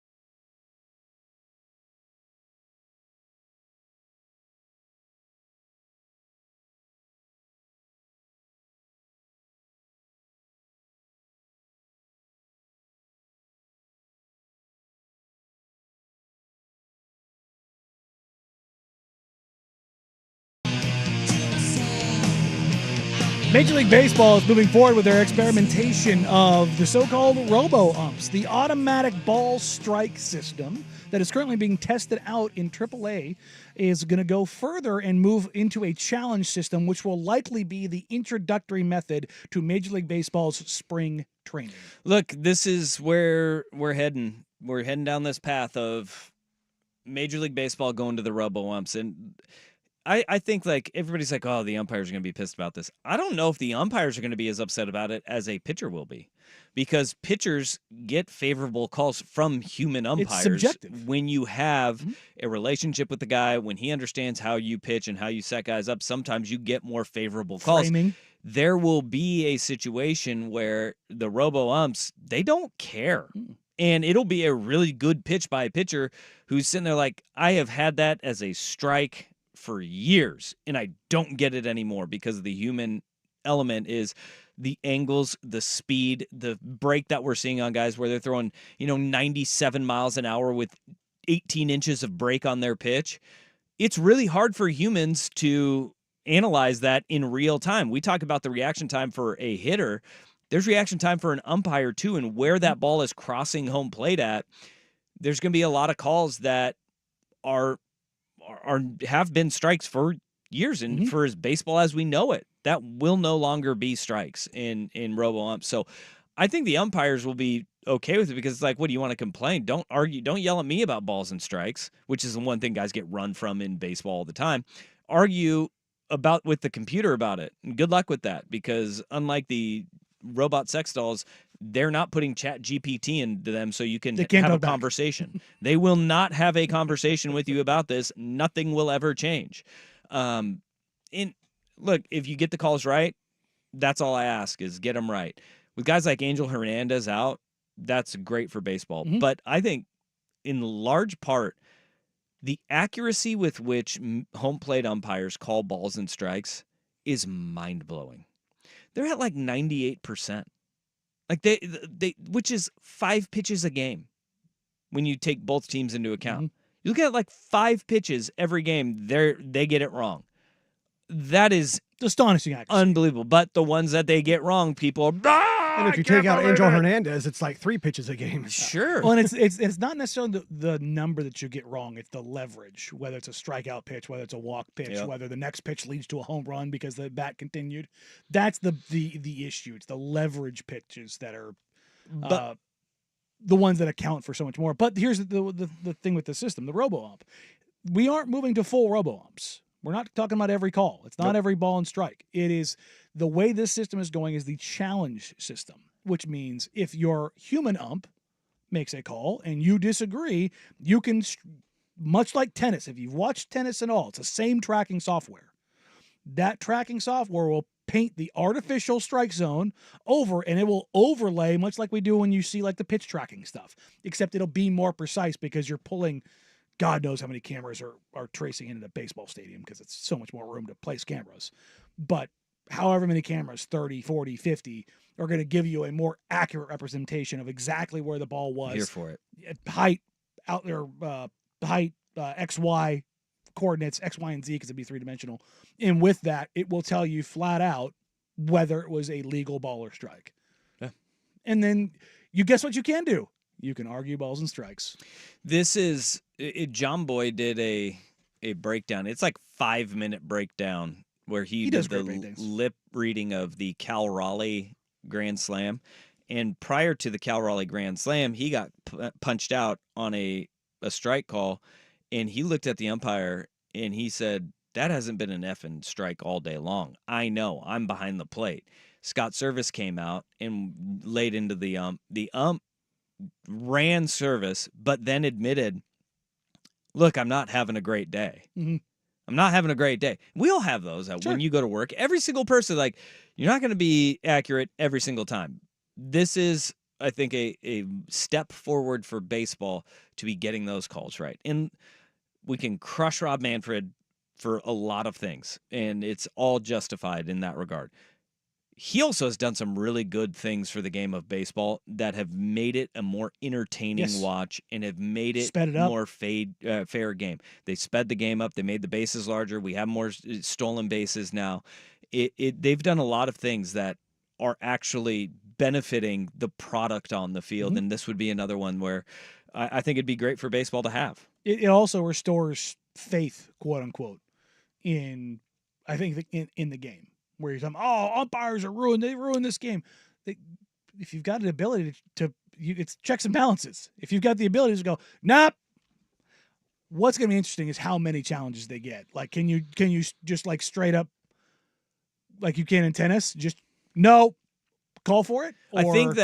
I think in baseball's challenge rules, it's the rollover. If you win your challenge, you can keep it going.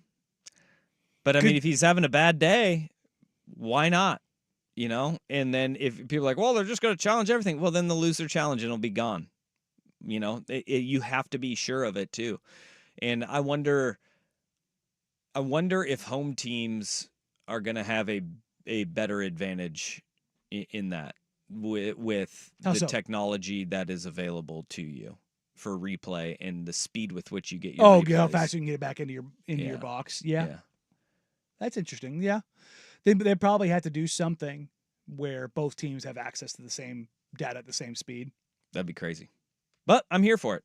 I'm here for baseball making the game better and a more entertaining watch. And look, this is going to be a replay that'll be pretty fast and conclusive. It's because it just says yes or no, and you're done. Yes or no. Then if you want to argue anything else, you can do it from the locker room, and you're gone. Speed the game up. It's also going to humble some umpires, though, too. It'll humble umpires. It'll humble some hitters and pitchers who always think that they're always right and be like, sorry, wrong.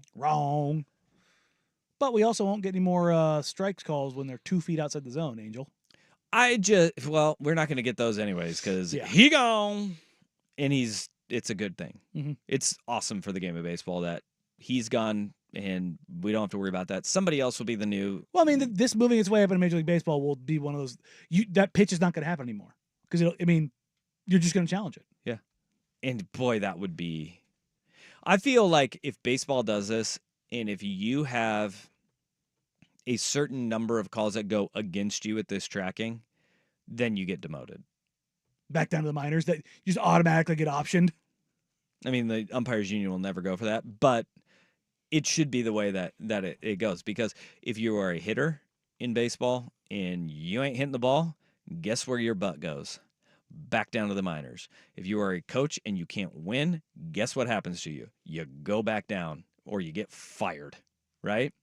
With umpires, it's like, well, see you tomorrow. Working first base in tomorrow's game. See if you can screw that one up.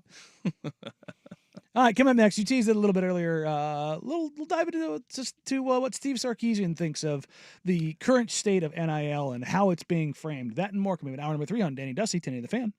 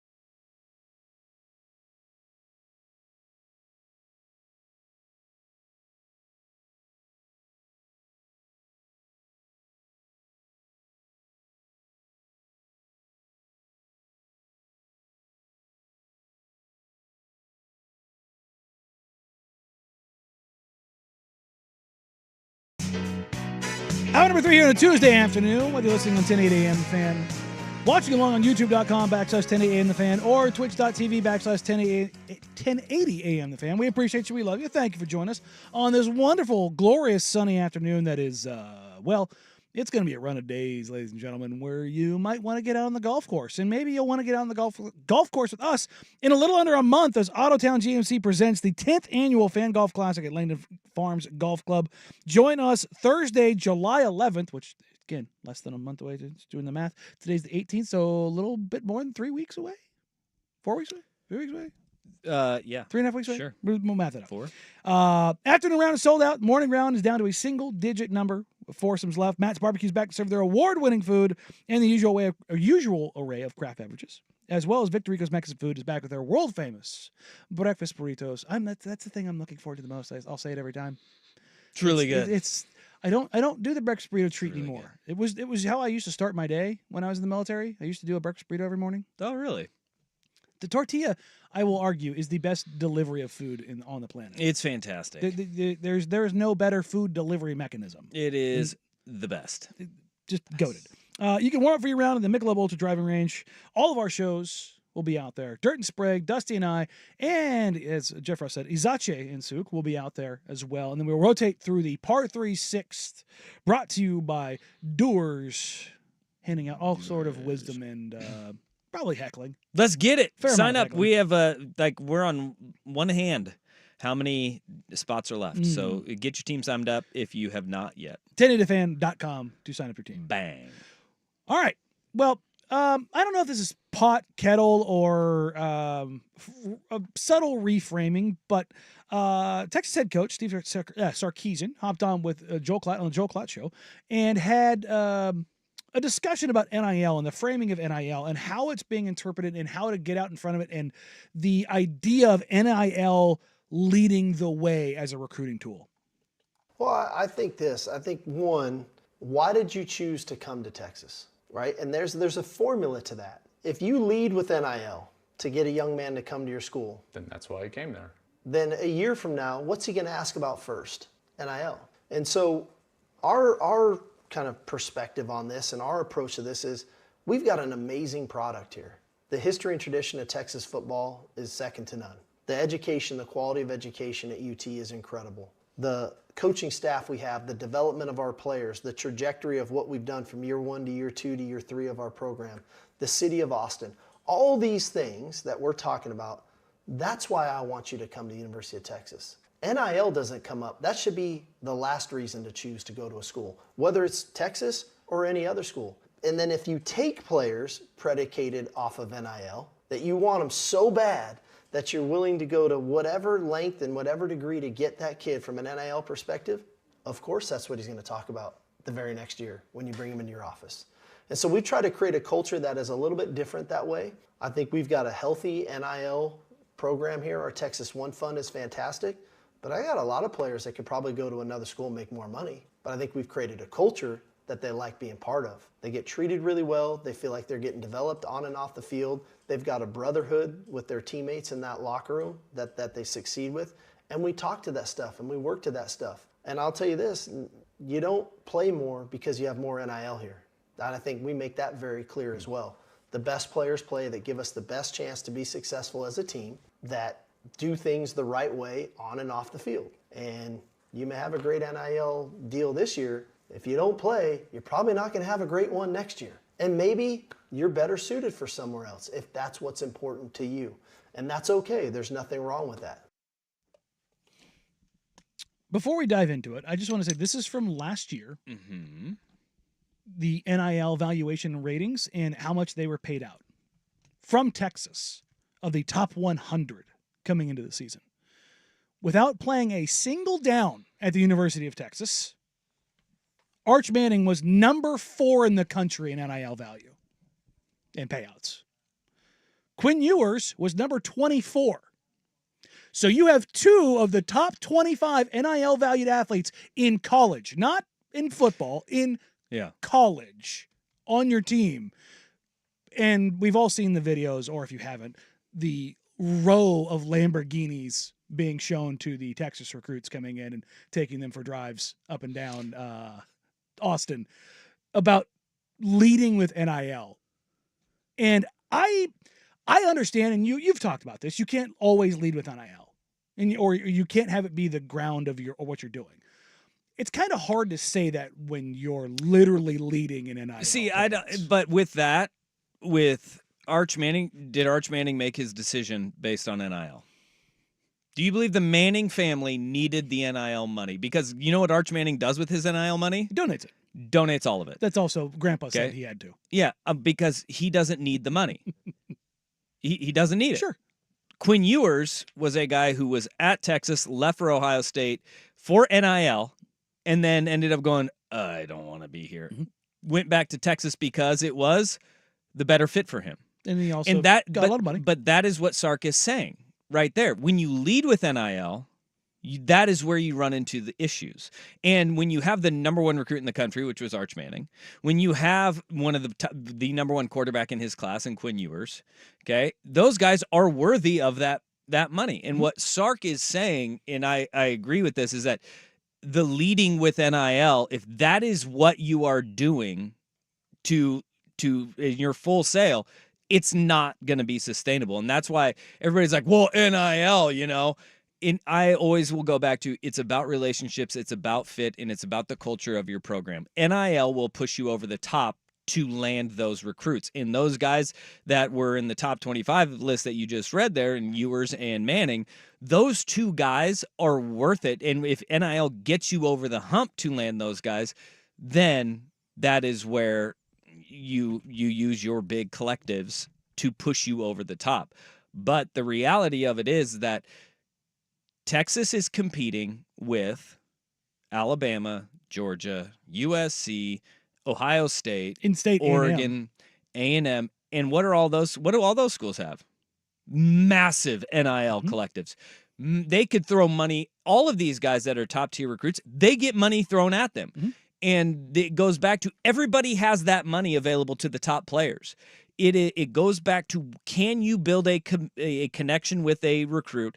Does that recruit fit what you want to do? Then you use that money moving forward. Everybody's just like, NIL lands everybody. No, it doesn't. It closes deals, but it is not the basis of recruiting right now. And I think that's the biggest misconception across college football, is that just NIL is driving everybody to land their recruiting classes.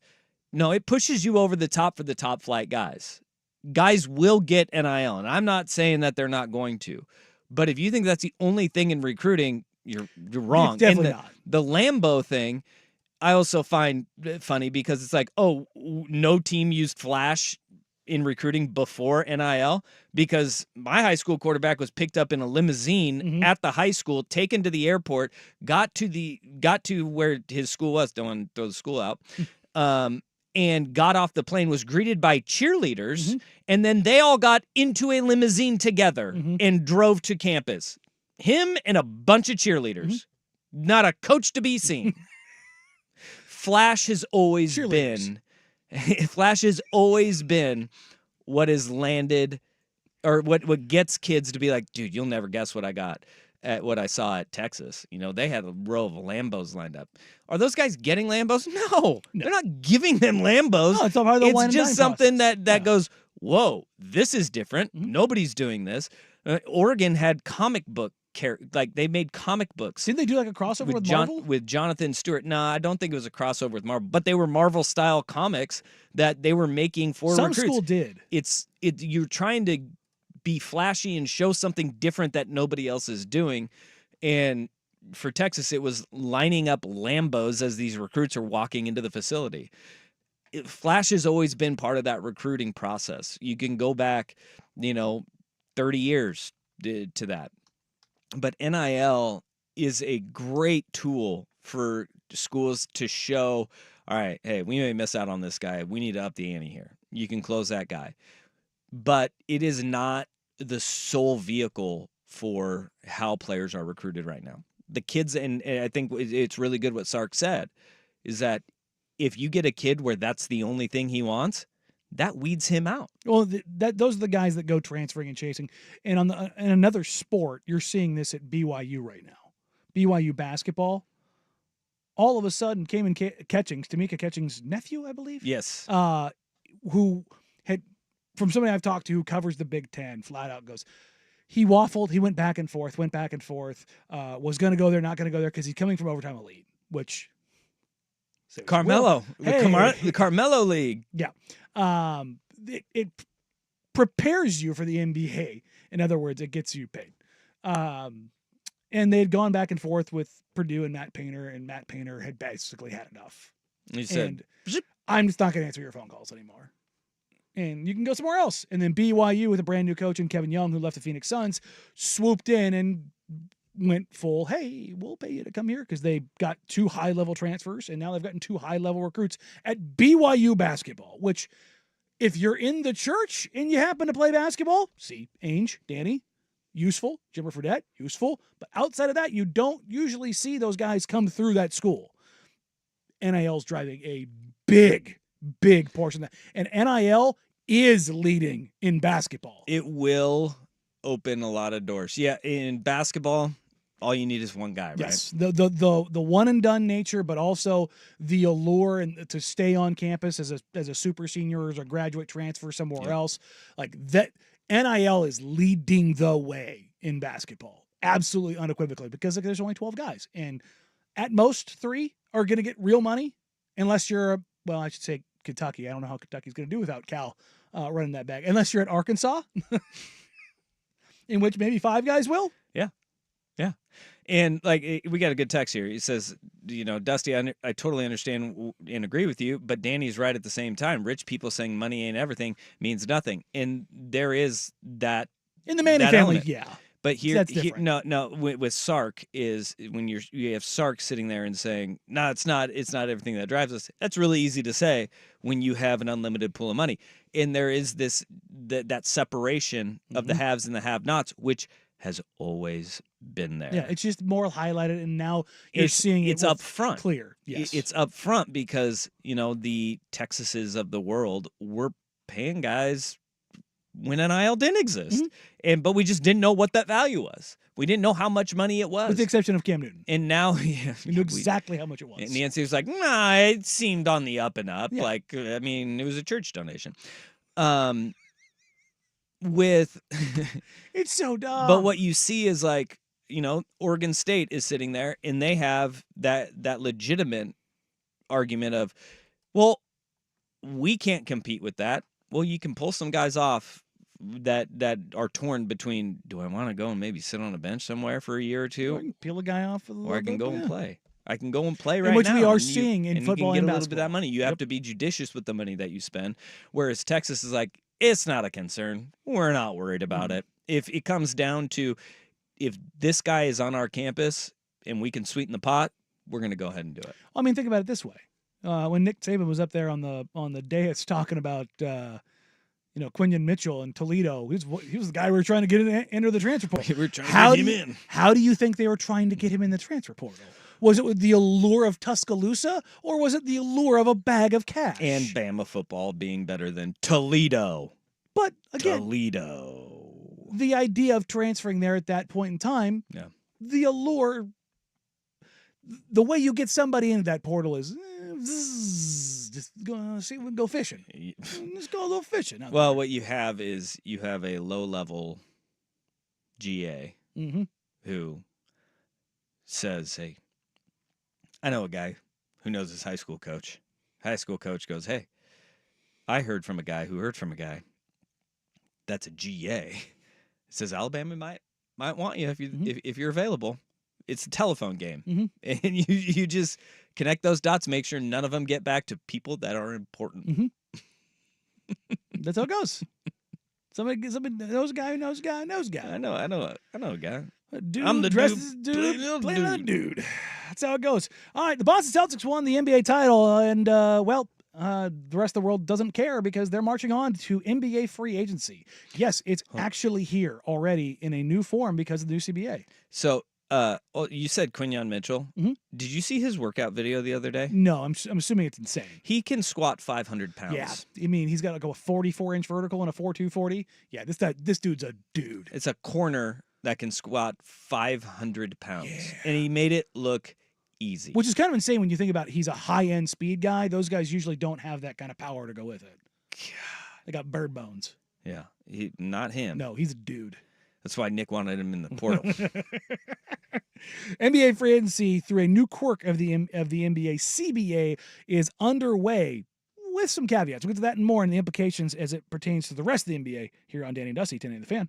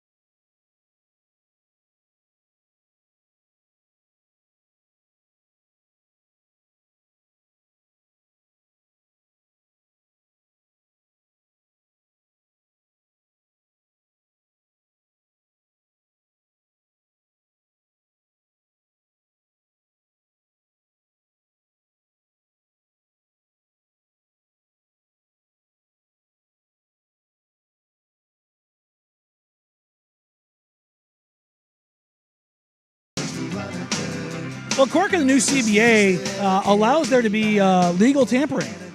Welcome back, Jeff Rust. Boy, that was very, very fast. Oh, that's because it was immediately SportsCenter. They were like, "Yep, by the way, at 12:01, they can start.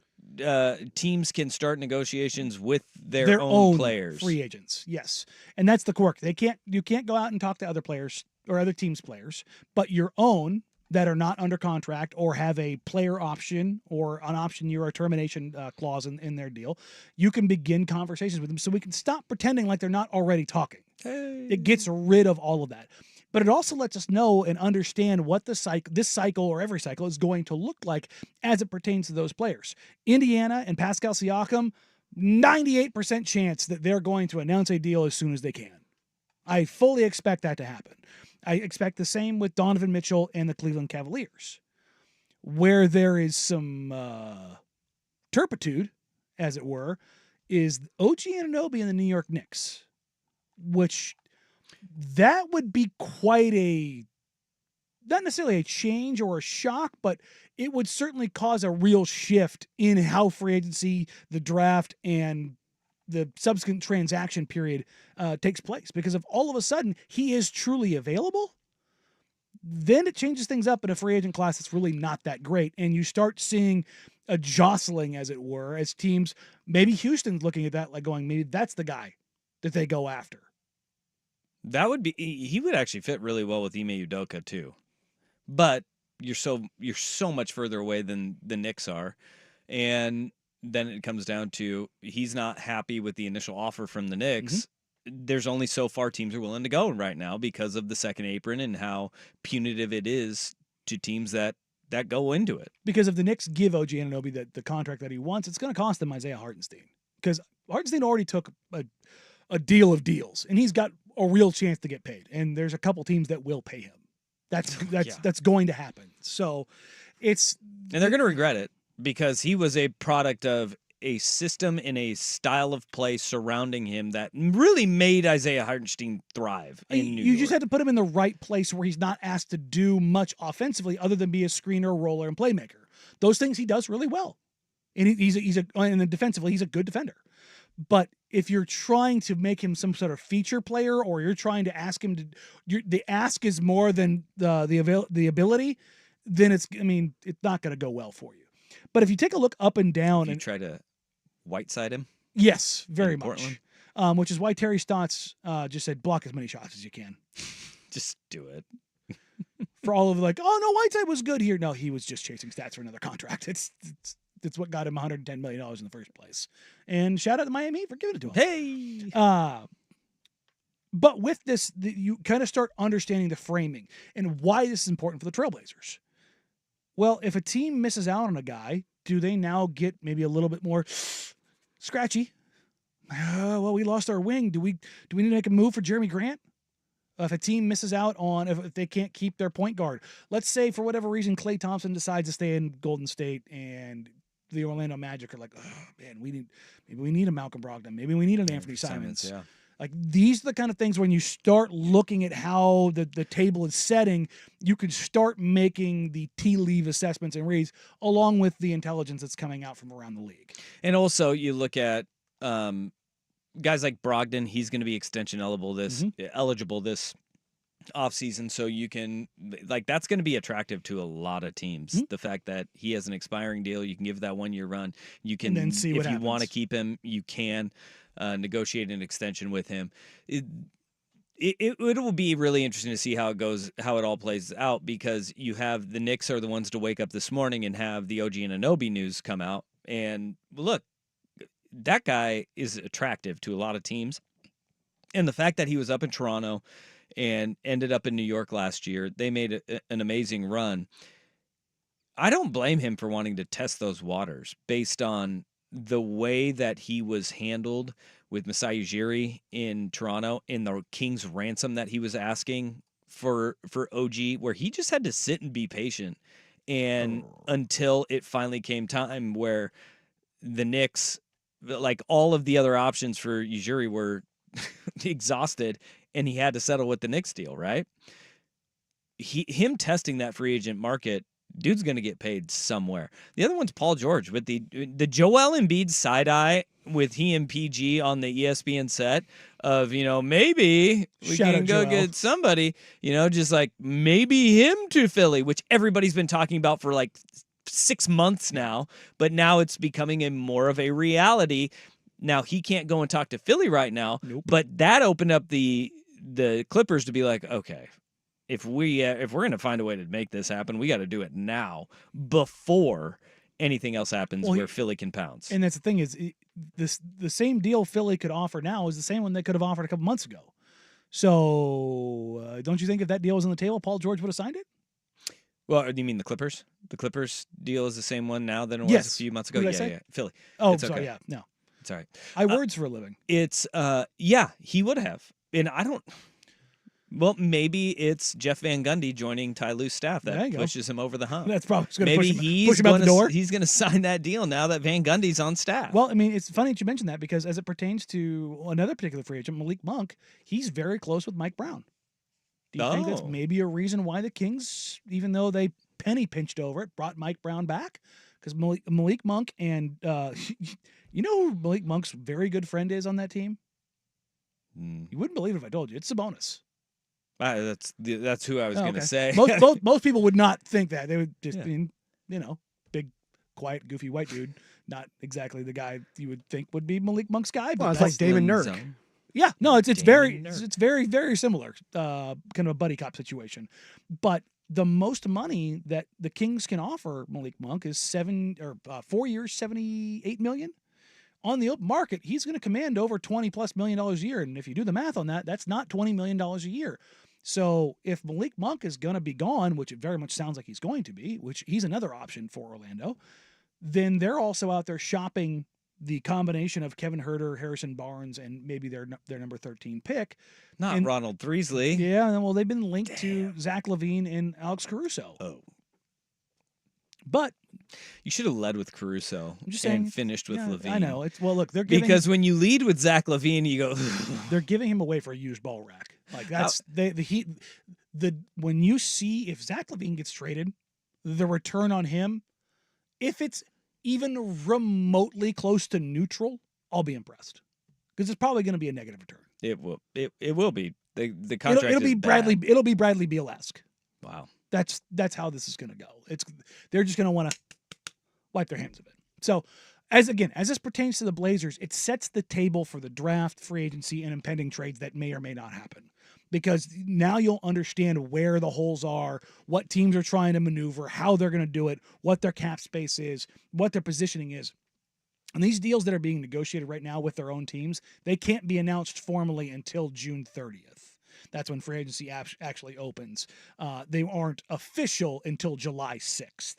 So that's what you're looking at, which is really insane to think about. That 3 weeks away. But it's a week long until they become official is the dumbest thing the NBA does. It's the moratorium. It's the letting everything go through, building up the paperwork, processing it, and then getting into your new financial year. I still remember. It's the year 2024. That can be done in an hour. I'm just saying.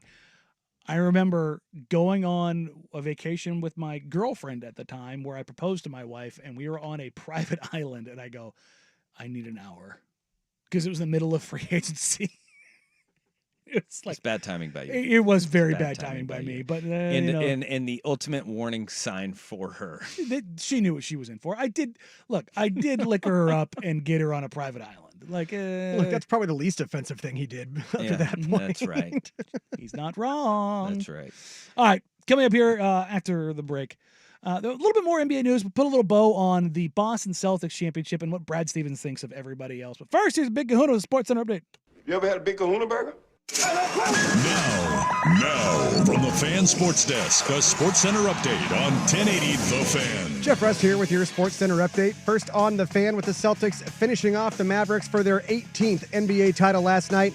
The focus turns to next week's NBA draft. Next Wednesday, both Danny and Dusty and Primetime with Isaac and Suk will be on location at 10 Barrel Brewing for the fans' NBA draft party as the next iteration of Blazers Hoops begins. On the ice, the Panthers have a chance to hoist Lord Stanley's Cup this evening, hosting the Oilers with a 3-1 series lead. Puck drops at 5 o'clock on ESPN. Coverage on 910 ESPN Portland starts at 4:30. And the Mariners Winners of 7 of their last 8. They start a 9-game trip with 3 at the Guardians. Bryce Miller on the hill for Seattle, opposite Tristan McKenzie for Cleveland. 3:40 first pitch on Root Sports. The Mariners with a 9-game lead over the Astros and Rangers in the AL West. More sports scores and stories in 30 minutes. I'm Jeff Rust at the Fan Sports Desk. Listen live or on demand on the Odyssey app, the Fan's desktop player, or tell your smart speaker to play 1080 The Fan. The home of prime time with Isaac and Sue. Weekdays 3 to 7, 1080 The Fan.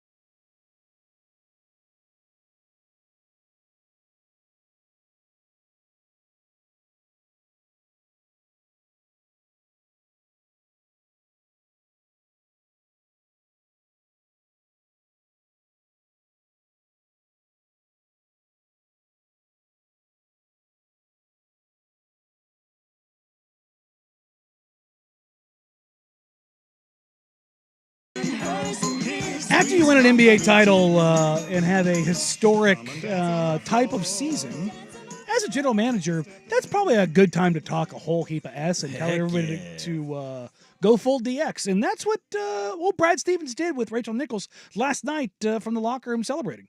Executive of the Year, Brad Stevens, NBA champion to his resume. The road for the Jays, Jalen and Jason, to see a lot of the early criticism they took and then to have them be able to pay it off here. What does that mean to you as someone who's coached them and then nurtured them through the organization? I think criticism's stupid, so I don't care.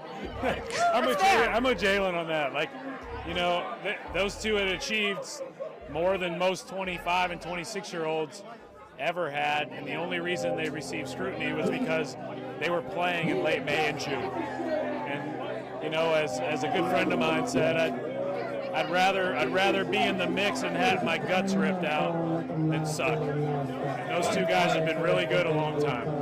Yes, I would much rather be in the mix, have my guts ripped out, than suck. Than never be there in the first place. Golly. Yeah, they've done an amazing job, and Danny Ainge got all the credit for building, you know, what was a Goliath on the Brooklyn Nets, absolutely fumbling the bag and trading everything for KG, Paul Pierce, and Joe Johnson. Like they went in, they just went, no, we want to go ahead and do that, yeah. And it opened the door for Boston to build this juggernaut. But what Brad Stevens did, which again, a juggernaut originally that was coached by Brad Stevens. But that's the thing is Stevens was able to see the shortcomings of Jason Tatum and Jaylen Brown. And when I'm in your head, Werner, as a GM and did everything he could. Kristaps Porzingis, Drew Holiday, Derek White. That won them a title. As a reminder, they got picks with Kristaps Porzingis because of his contract and his injuries. But it won them the title. But remember, they didn't win the trade. Remember, that was like the thing because it's Kristaps and he only was good because of you played in Washington where it didn't matter. Blah blah blah blah blah. And they gave up their heart and soul in Marcus Smart. Like I looked at that and I go, typically you don't lose trades dealing big for small because it works out in your favor. But there are real injury risks. But I wondered how the heart and soul stuff would be filled. But then along comes Drew Holiday to fill that role, and he was perfect for it. This is where, like, it just pisses me off to no end what Neil O'Shea did with the Blazers. Right? This is why everybody for so long was like, do something. If you have the core, then go and actually make a damn move of consequence. And sometimes it's going to be parting with guys that mean a whole hell of a lot to the organization. But do something.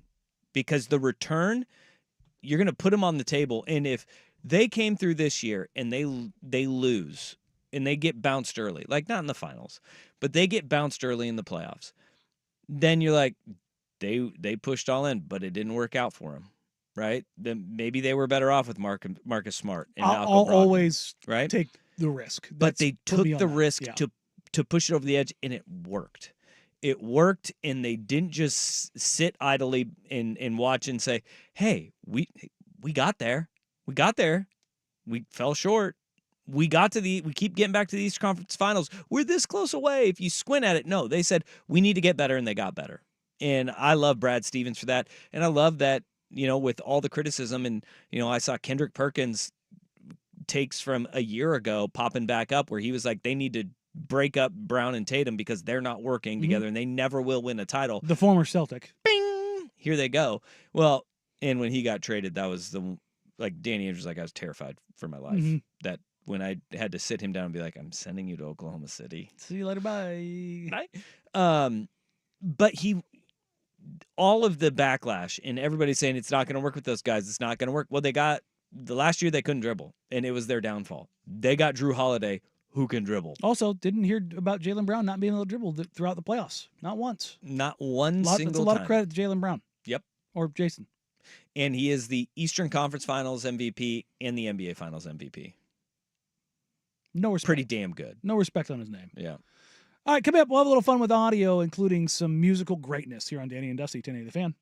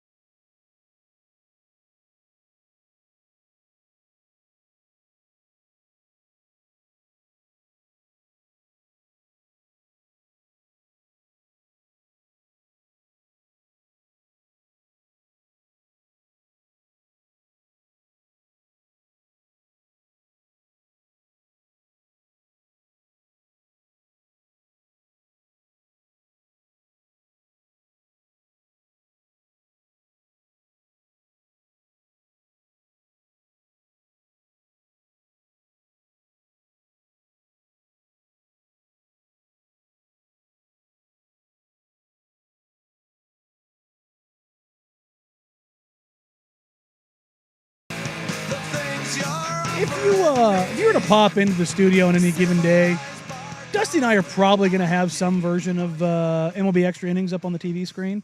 The wonderful thing about it is when it goes to commercial, it'll just stay in the stream a lot of times. It'll be the in-arena stream. And unfortunately, we don't have the volume on. But during the Mets stream last night, they went from carrying some music over a background bed of a mariachi band, but the mariachi band was just kicking too much butt to not have their music pumped over the top.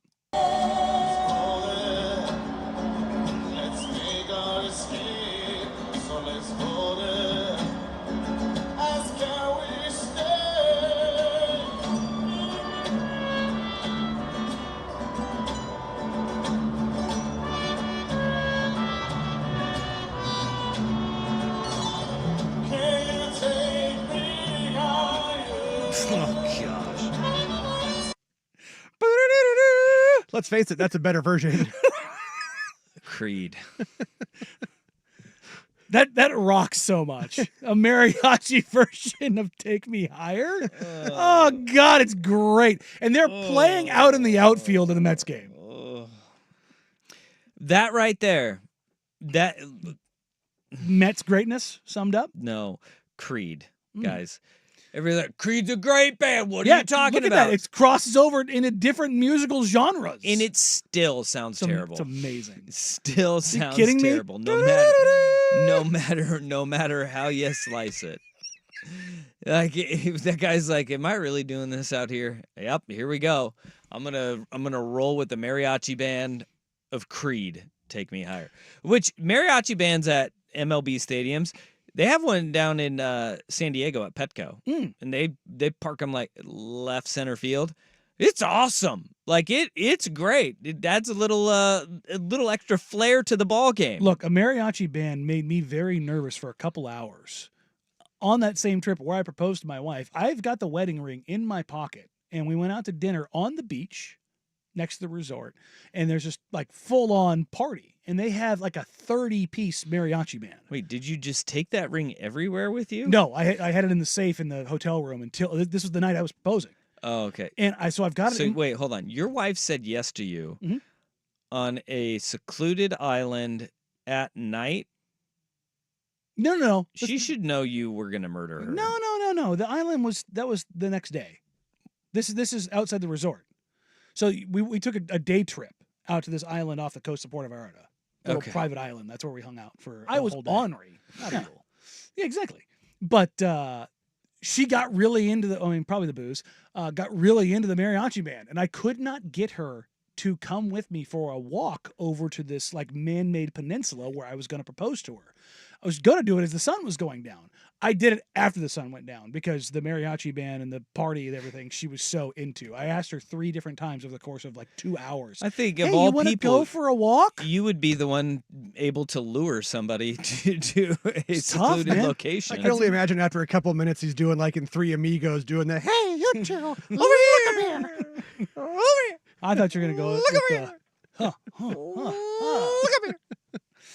But the mariachi can pull you in, man. Yeah, they can. Especially when they're the one that was playing was, like I said, it was like 30 people. It ran deep. How many Creed songs do they play? You know, they did do a bunch of covers. I don't remember any Creed though. To be fair, I was 13 sheets to the wind at that point in time. I needed some liquid courage. Wow, it sounds like we were both. Look, the pictures from that night, the proposal, we were both very red-faced. Did and it's not just the sunburn. Yeah. Burned my butt. Mm-hmm. Did the conversation the next morning happen of like, did that really happen? No, we got it on video. That. So we have that forever. went back. Yeah, to went back and watched it. But yeah, it's like dark. That's outside. how Danny actually hurt his hip. Yeah, is he was going down to one knee and he fell. Yeah. He's like, it's true. Just take it. Just take it. What's funny about the whole thing was I pressed start to record on my phone. And there's this Russian couple that was doing basically the same thing. They had just finished up, and I was like, my wife was in front of me. I was like, hey, can you film